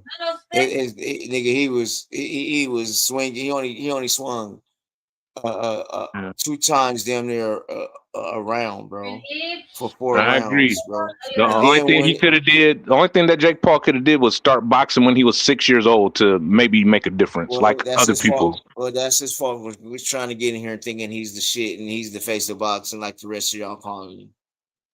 Because Jake Neanderthal Paul got his ass handed to him the other night, and like I said, that's his fault. That he should have went in and got boosted up to 230. But it sounds like you got some animosity towards Jake, man. It's because he was outshining Bud or something. Is that the reason? No, he's just comparing him to Shakur Stevenson. I'm not sure why, but okay. No, I just never. Like I said, Jake Paul is a hell of a promoter. I give him that. One of the best promoters that came out between him and Turk right now. He has looked out for the women, bro. I cannot knock you for that. But as far as a fighter, nah, bro. He's not supposed to be. No. He's the least experienced. And if it wasn't for Jake Paul, he's done more for boxing than anybody in boxing in the last 2 decades. You can't name one person that's done more for boxing than Jake Paul, for women or men, all around. Because boxers are individuals all for themselves. They're not for nobody else. You don't see nobody else elevating nobody else in boxing. They got people around them. I don't see no elevation nowhere, but that's a different story. No, you got the promoters that don't elevate them. Talking about the boxers, the Jake Paul. Hold on, time out. But the boxers had promoters that they put their advice to, just like PBC. And when PBC was popping, like we have said before, PBC put money in a boxer's pocket and made them famous. What motherfucker Tom Rank did was make they boxers champions and taught them how to get fucked, basically, in my opinion. So, can I touch something on Jake Paul though? Go ahead. I might listen. It was a while back. I can't remember when, but I got mocked for saying that Jake Paul was a real boxer. And motherfuckers was oh yeah, he's just a YouTuber. And it's been other guys like Roy Jones Jr. that's been had to give the man his due. He put time into this game. And it took big heart for him to go in there against a motherfucker like Anthony Joshua. So you don't respect that? No, I peep game. What I respect out what he is a motherfucking promoter. I don't respect him as a boxer. I just don't. Everybody else can. I just don't. Yeah, for 6 years, he's been a boxer. Yep, Okay, yeah. For 6 years, he's been a boxer. Okay, that's a long and then time. once again,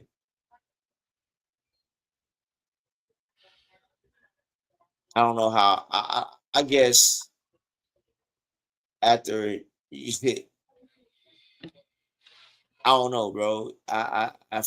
For him to be a boxer, I understand it, but nigga, he didn't box that fight, that Anthony Joshua fight. He didn't What fight box. did he? What fight did he box? Shit, His last fight when he beat Cesar Chavez Jr. all the other ones that he won. He won. How many did he win? He lost twice, and Tommy Fury was the other one.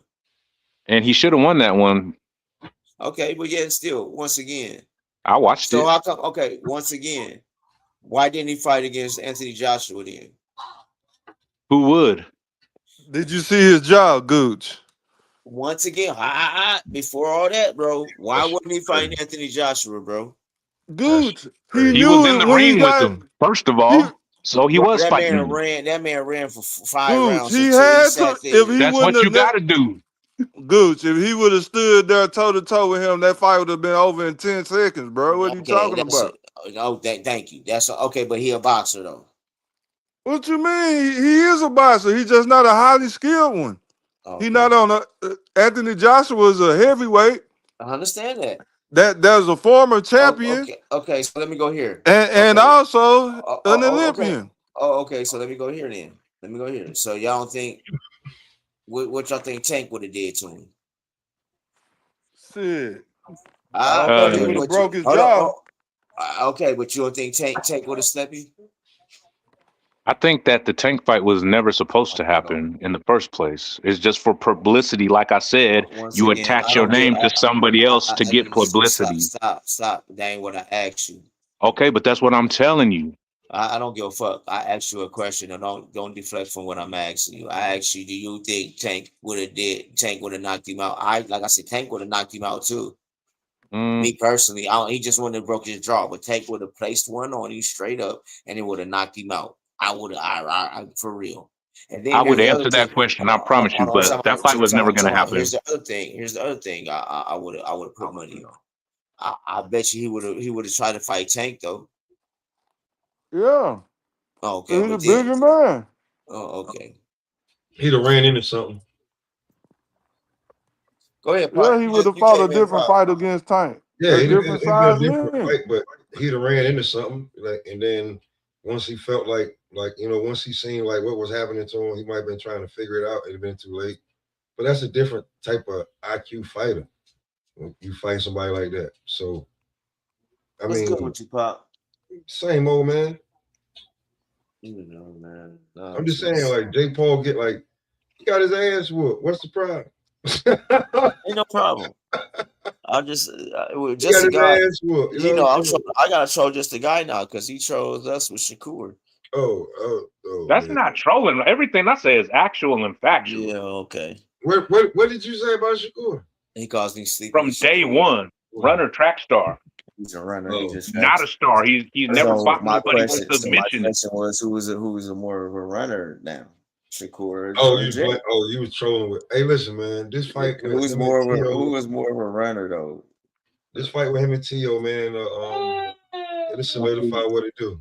Yeah, and that's what I told. Like me and Big Fish was talking earlier about that. With me and Tio and Shakur, my thing is if Tio can box, bro. I was telling Cam that yesterday. That nigga, and he got cracked behind it. And ain't like me and Big Fish said earlier, his resume, nigga, his resume, bro. He's been in there with some heavy hitters, so it ain't like what Shakur brings to the table is gonna be something he ain't seen. I feel what's got to be different. Shakur got to bring Pop with what he got. Now, is that gonna happen? We don't know.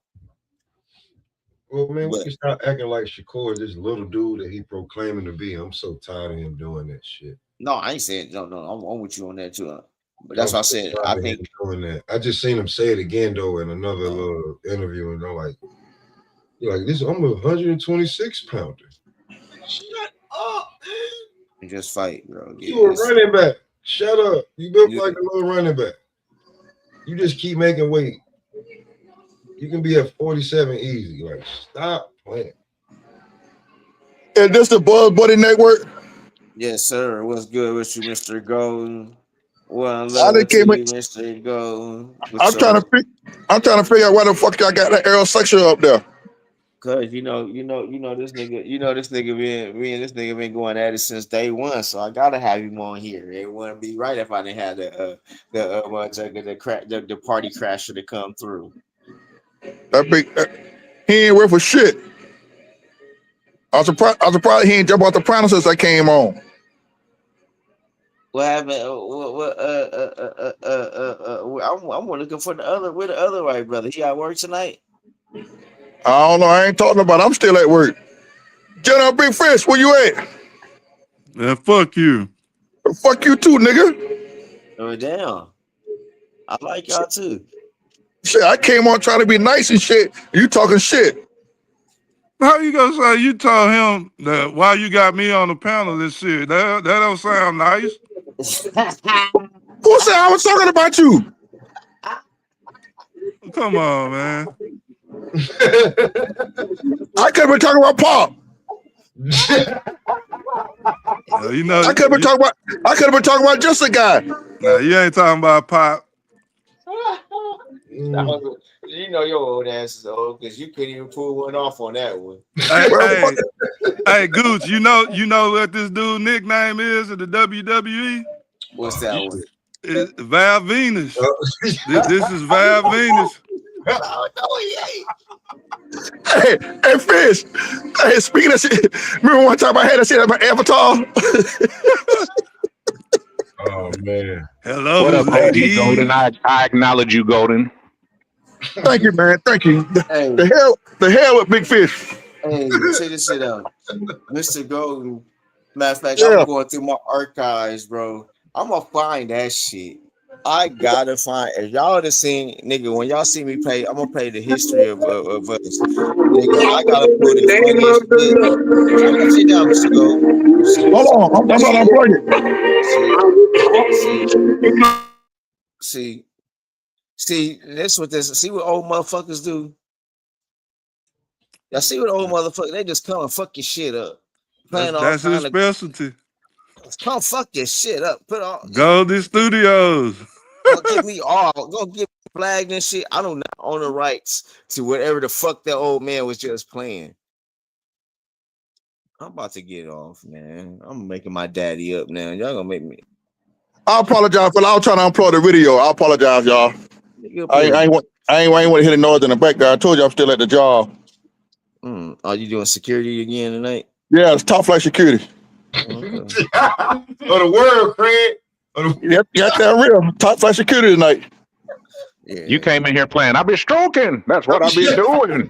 I be stroking. Yeah. Y'all see my beautiful daughter?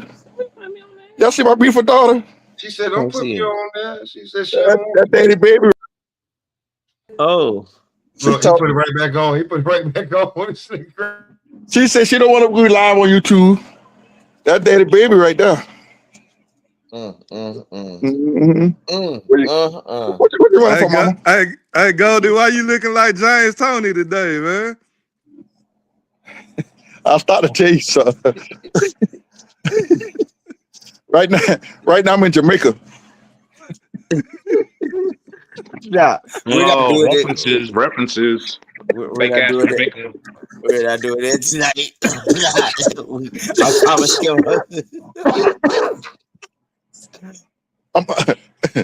You know what? Now you know good and well they got a hurricane down there. I'm help clean up. I'm cleaning up down there in Jamaica. Hey, Gooch. Where's the Gooch? Yes, sir. What up, fat ass nigga Cam at? He was in the chat earlier. I don't know where he went. I'm in South Carolina. Hold on, I'm in South Carolina. So how can I tell you where the fuck Cam at? You know I'm in South Carolina. I'm just saying he ain't on the panel tonight. He in the chat. I'll hit him up and see what. That nigga new name was Lil Shitty. Cause every time I call that nigga, he in that shit some damn way. He just full of shit. Well, hey, can't take you nowhere. You can't take his ass nowhere. Can't take. That's why Mr. Can't take you nowhere. Little Shitty. How the fuck you do a comedy show and always got the shit? Hey, and that's what he tell you when he get done. I gotta go boo boo. he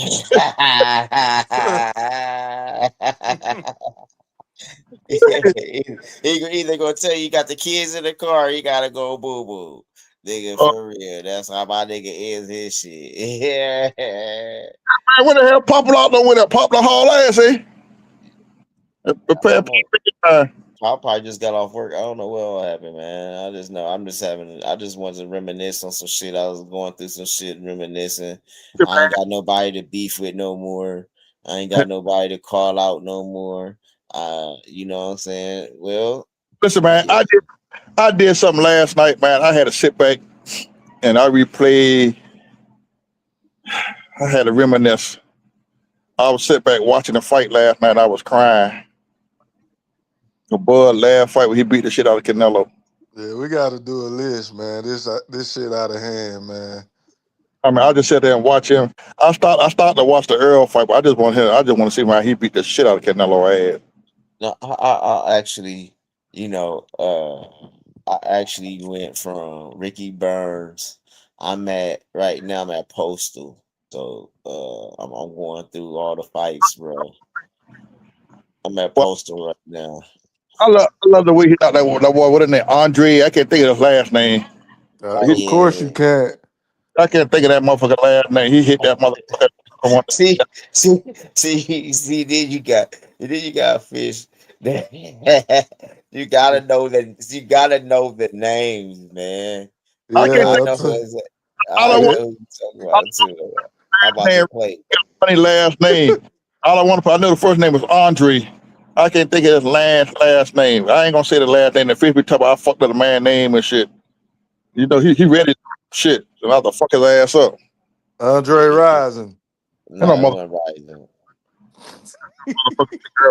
It was Rising. This nigga.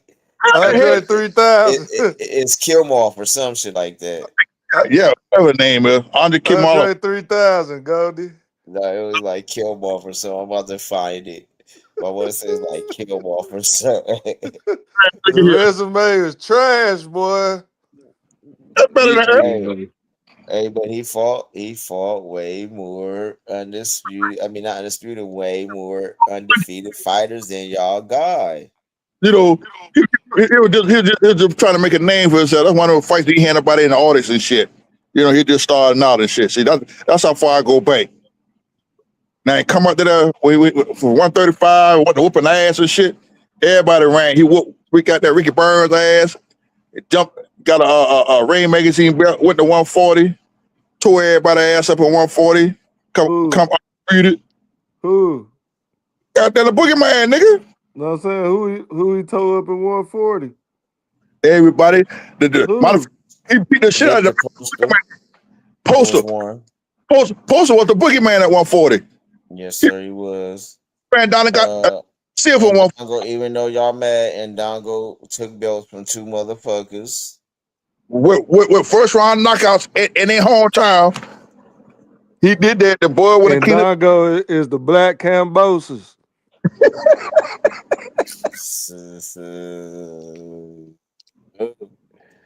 He went to 147, put fear in everybody hard at 147. I tell that nigga was so scared of boy. The PBC didn't even recognize the belt. We ain't recognize the WBO. They was scared of that man. Man, that's the liquor store belt, Goldie. That's the least important belt on the market. And say what? Well, not the IBL. They did. It was. But okay, so. And it was. Well, okay, but then when he came to 147, then what happened, bro? He ran the table. He fought a bunch of Spence leftovers. Oh shit! What Spence leftover? He did. What Spence leftover he fought? Okay, Bell. but Who? how come? But What's what's his that? name? Why Sean. didn't? Okay, check this Nah, out. yeah, Let's go well, here. Sean Porter is one, but the Let, boy let, from let's go. Let's Kel go. Kell Brook. Brooks. Yeah, Let's go. Kel Brook. Okay, Oh, let's go here. Why didn't they fight him before all them then? I don't know. You plug your stuff in your car, baby. Kell Brooks. He could have been a false Sean Porter until he Sean Porter. heard they was gonna go. But you remember the PBC route, bro. You come Nah, on, they was you on just that Keyshawn. no They no was no no on that no Keyshawn Shakur vibes. no no no I no ain't no fighting no. my homeboy, Who my was saying brother. that? Didn't Bud say that? That was his best Because buddy. they wasn't fighting because he wasn't going to across the street to fight his brother. But he ended up fighting Nah, his brother, right? Right. nah. Him and Sean Porter been in agreement. They were not gonna fight one another. If they do, they go behind the scene and talk about it. But Sean want to open up his See, motherfucker. Mm-hmm. see. Yep. See, y'all be trying to blame everything on everybody else I because ain't it was trying to blame Bud. nothing. I'm not trying to blame nothing on everybody else. Okay, what about the other fighters who was telling him to go to fight this person, go fight that person, and then go get a belt, and then you know what I'm saying? And then they He was gave telling me him how great much, advice. That sounded like it was great advice. It worked and out that's for him. so. But okay, but now that okay, so listen. I'm glad you said that because he got great advice, and yet still y'all Right. say his resume ain't shit, but he was just getting great advice from what? I mean, is it great advice or was they setting him up to have a shitty resume? It's both. He didn't get the names. Yeah, two things could be true. Yeah, he went and fought all the leftovers that he needed to fight. Okay, He got the one little belt at 147. No, okay, that gave him his leverage when he went and fought Horn. Bob Aaron set that up so he could get that belt. okay. But yeah, the Okay, resume, it's not. I'm not where gonna I go? let me change the track. It's not trash. It's just not, stellar like a Floyd Mayweather's resume or Okay, Manny Nobody can have a Floyd Pacquiao. Mayweather. but here's my thing though. They was running from him. People wasn't running from Floyd. Because Floyd was a payday. I'm just saying. People was running from Floyd. What are you talking about? Okay, Mosley, back when Mosley and them was on top, but they Floyd ended was up fighting calling him. all them dudes out. But Nobody want he to ended up fight fighting. Floyd. He ended up fighting Shane Mosley. Yeah, once he became the cash cow, but when Floyd was an upper comer, they didn't want no parts of that dude. Okay, so once again, before all that, so And my whole thing was the with common Terrence Crawford. denominator was My Bob whole, Aaron when you're right, but my whole thing Floyd with Floyd had to leave him. Bud re-signed with him, and that just stagnated his career even further. no, it didn't stagger his career because he fought his mandatory. You know And what I'm did. saying? It staggered. What staggered it was he didn't get him the Earl Spence fight like he wanted. If he would Well, got in the Earl Spence fight, then he would have been cool. But Bob knew the bullshit that was about to come in the game. He never got the Just, Pacquiao fight. yeah. All right, baby, you you go know home. what? And that was Bob's fault. Bob said he didn't want that.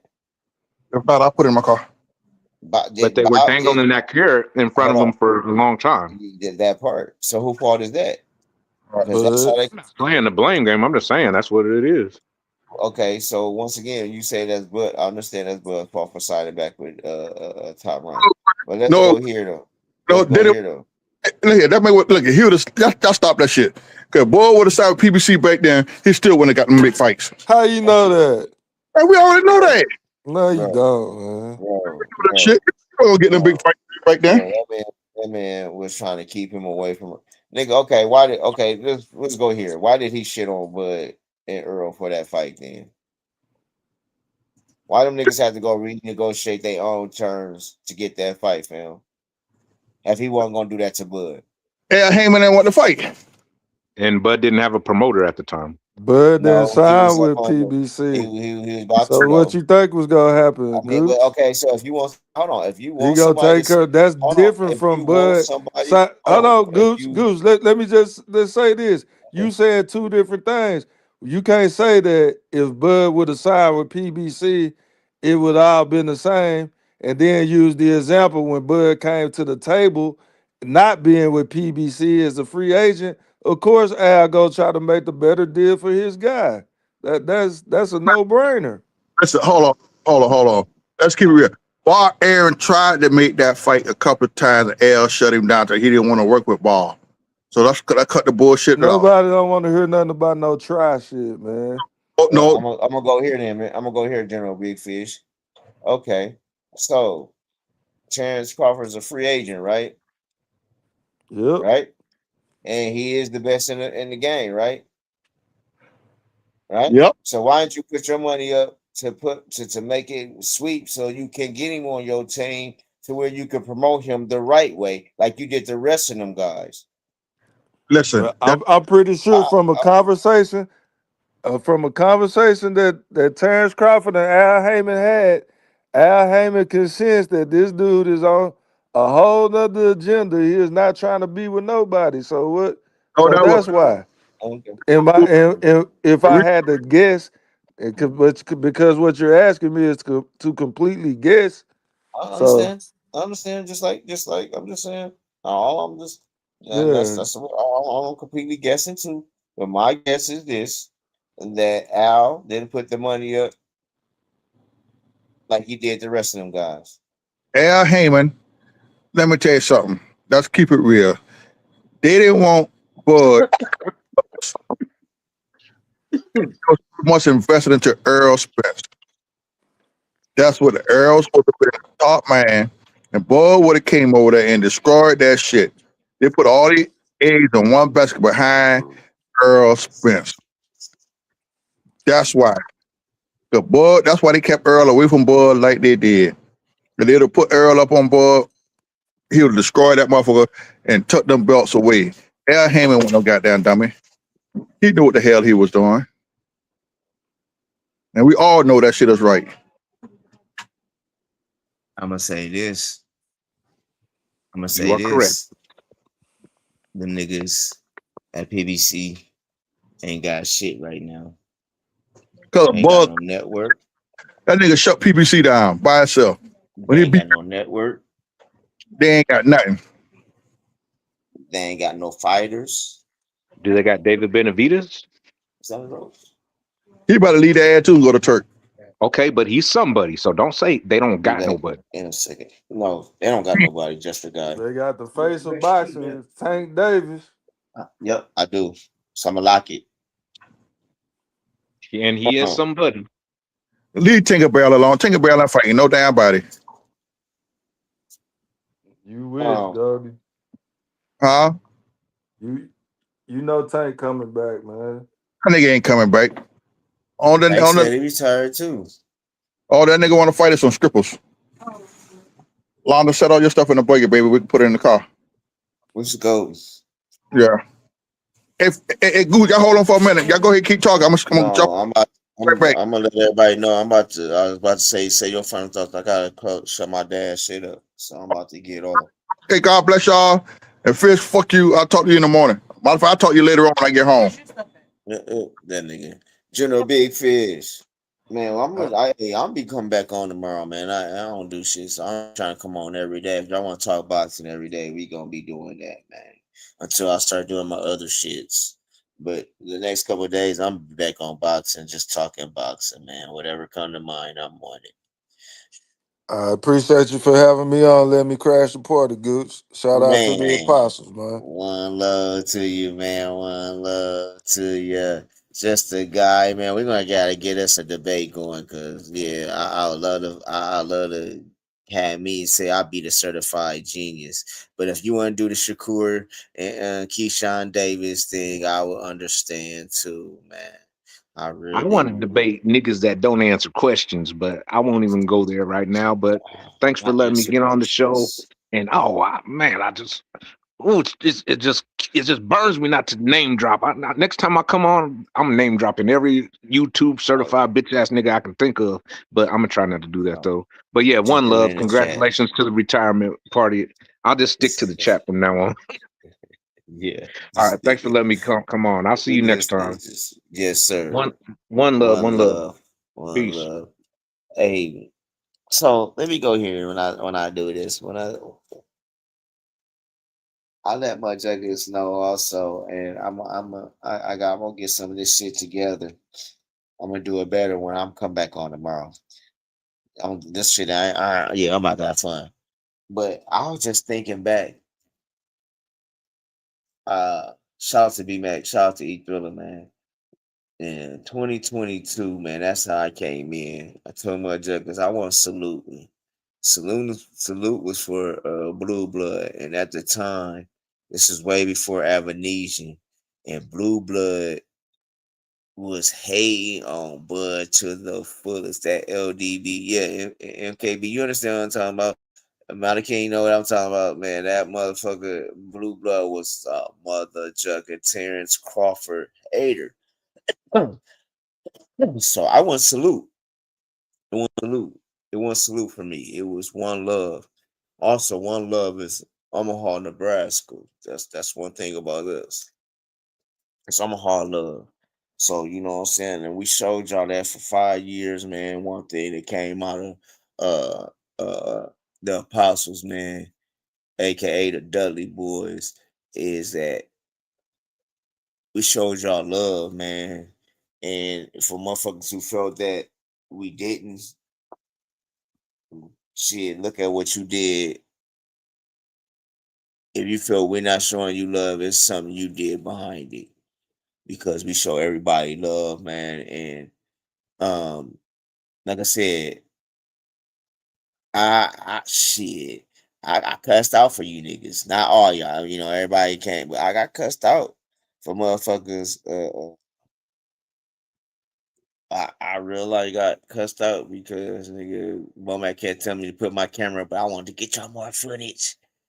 And Bomac was like, "Nah, man, I'm gonna let you do that one more time, but bro, you can't come up in here with that." He said, "I'm not all. I'm like not all these other gyms, yada yada yada." So, uh, and I respected that. I respected that once we really had that talk, and he broke shit down because he didn't want everybody seeing what he does.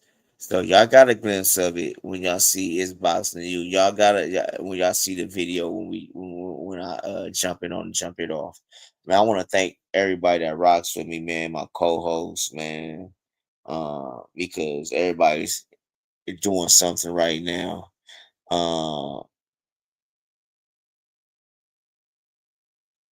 We got Boom Boom, Big J, they in the gym working. Kim always out and about working. You might catch Kim in the car. Kim might be with baby Kim, you know what I'm saying? So, man, one love. One thing I said I'm trying to do now that I got a little time on my hands, just go live, get more content. So, man, one love, man. Thank y'all for coming through. Uh, Hell, shit, the way it's looking, I'm gonna stop dropping the panel and just do me talking, just go in the chat, talk to you niggas in the chat from time to time. Might do that tomorrow. So, man, thank y'all for coming through. It's cool, Mr. Goosey. Yeah, man, thank y'all, man. It was a retirement part. I'm gonna part two this shit. It ain't enough of y'all to come through. I need a 10 panel. I want to reminisce about some shit, so I'm about to set this shit up right tonight. With just, yeah, me just having fun. But yeah, I'm about to, yeah, we're gonna do this again. Where's it at? It's the goose. With that being said, thank you for coming through. In fact, let's do this right, Goose. You ain't get this in a minute. MKV, one love to you. Start seeing one love to you, man. Y'all had the chats going, man. Thank y'all for coming through, man. Thank y'all for doing what y'all do. I think I seen Queen Let Jessica, man. One love, Queen. I was just chopping up. I didn't get into my chats like I wanted to. I was just reminiscing. Yeah, this shit I was walking on. So one other General Big Fish, the party, the party crasher. I think Q was in the building. Mr. Golden came through fucking shit up like he always do. Cam was in the chat.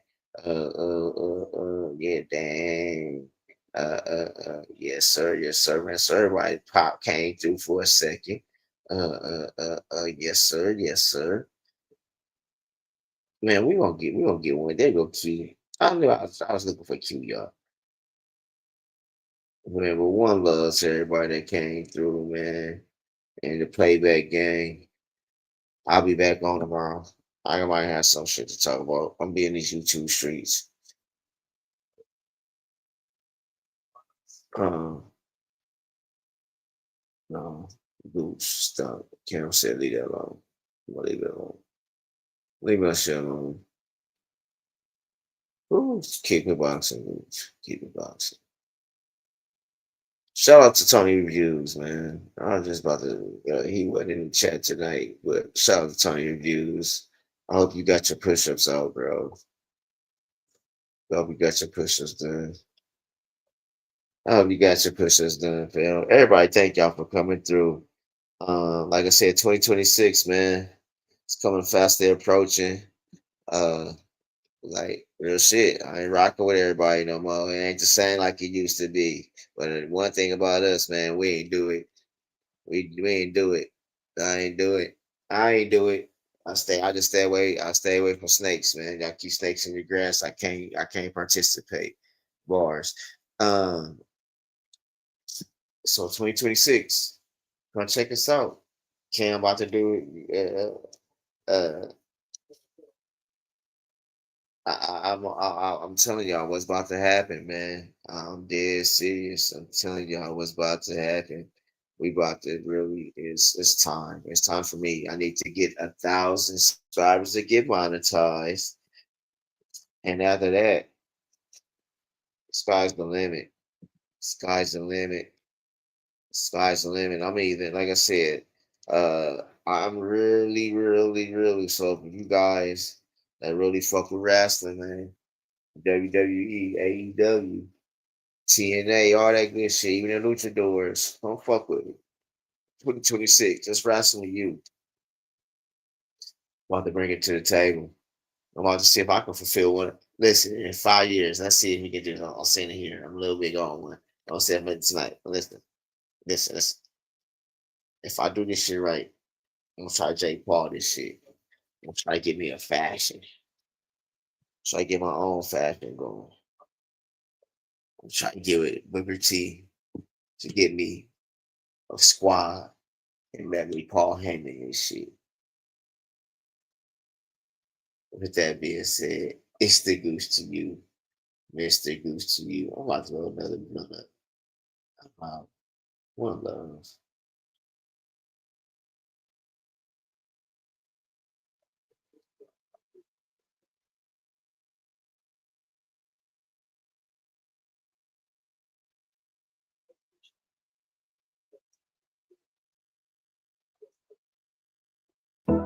It's the Goose to you, Mr. Goose to you. And I'm with my guys, Sugar J the Wise One and Kim the Baptist. Yes, and we are the apostles of the youth boxing community. And we're bringing It's Boxing to You. It's the apostles and we come to lay of hands. Half step, weave the jab, uppercut, pick up your mans. It's Pastor Gucci Cam, Sugar J the Wise Man. We bring them to the light, make these haters understand. Northside is where I stand. Nebraska, that's the land. We cancels out the jab from a southpaw stance. We beat the competition, knock it out with either hand. And we drop the link, so come and kick it with your fam. And we drop receipts, so keep your sources on hand. If you can't confirm that this facts, you spread propaganda. Make sure you hit the like when you subscribe to the channel. One love to the playback game and the panel. It's boxing to you. It's boxing to you. It's boxing to you. It's boxing to you. It's boxing to you.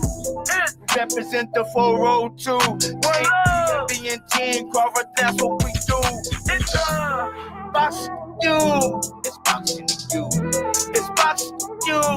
It's boxing to you. What it do? Represent that 402. Team Crawford, BNB, yeah, that's what we do. Y'all know who it is. It's the Goose to you, Mr. Goose to you. They said we weren't gonna do it, Cam. They said we weren't gonna last in this bitch, but we here. The apostles of the YouTube boxing community. We lay hands on their ass. Y'all see what it is. We got Young Sugar J, the switch hitter from B&B, coming out 2023. One love. Y'all know what it is, huh? But y'all gonna see what it is. Mr. Gucci U, Kevin the Baptist, Sugar J the Wise One, we are the apostles of the YouTube boxing community.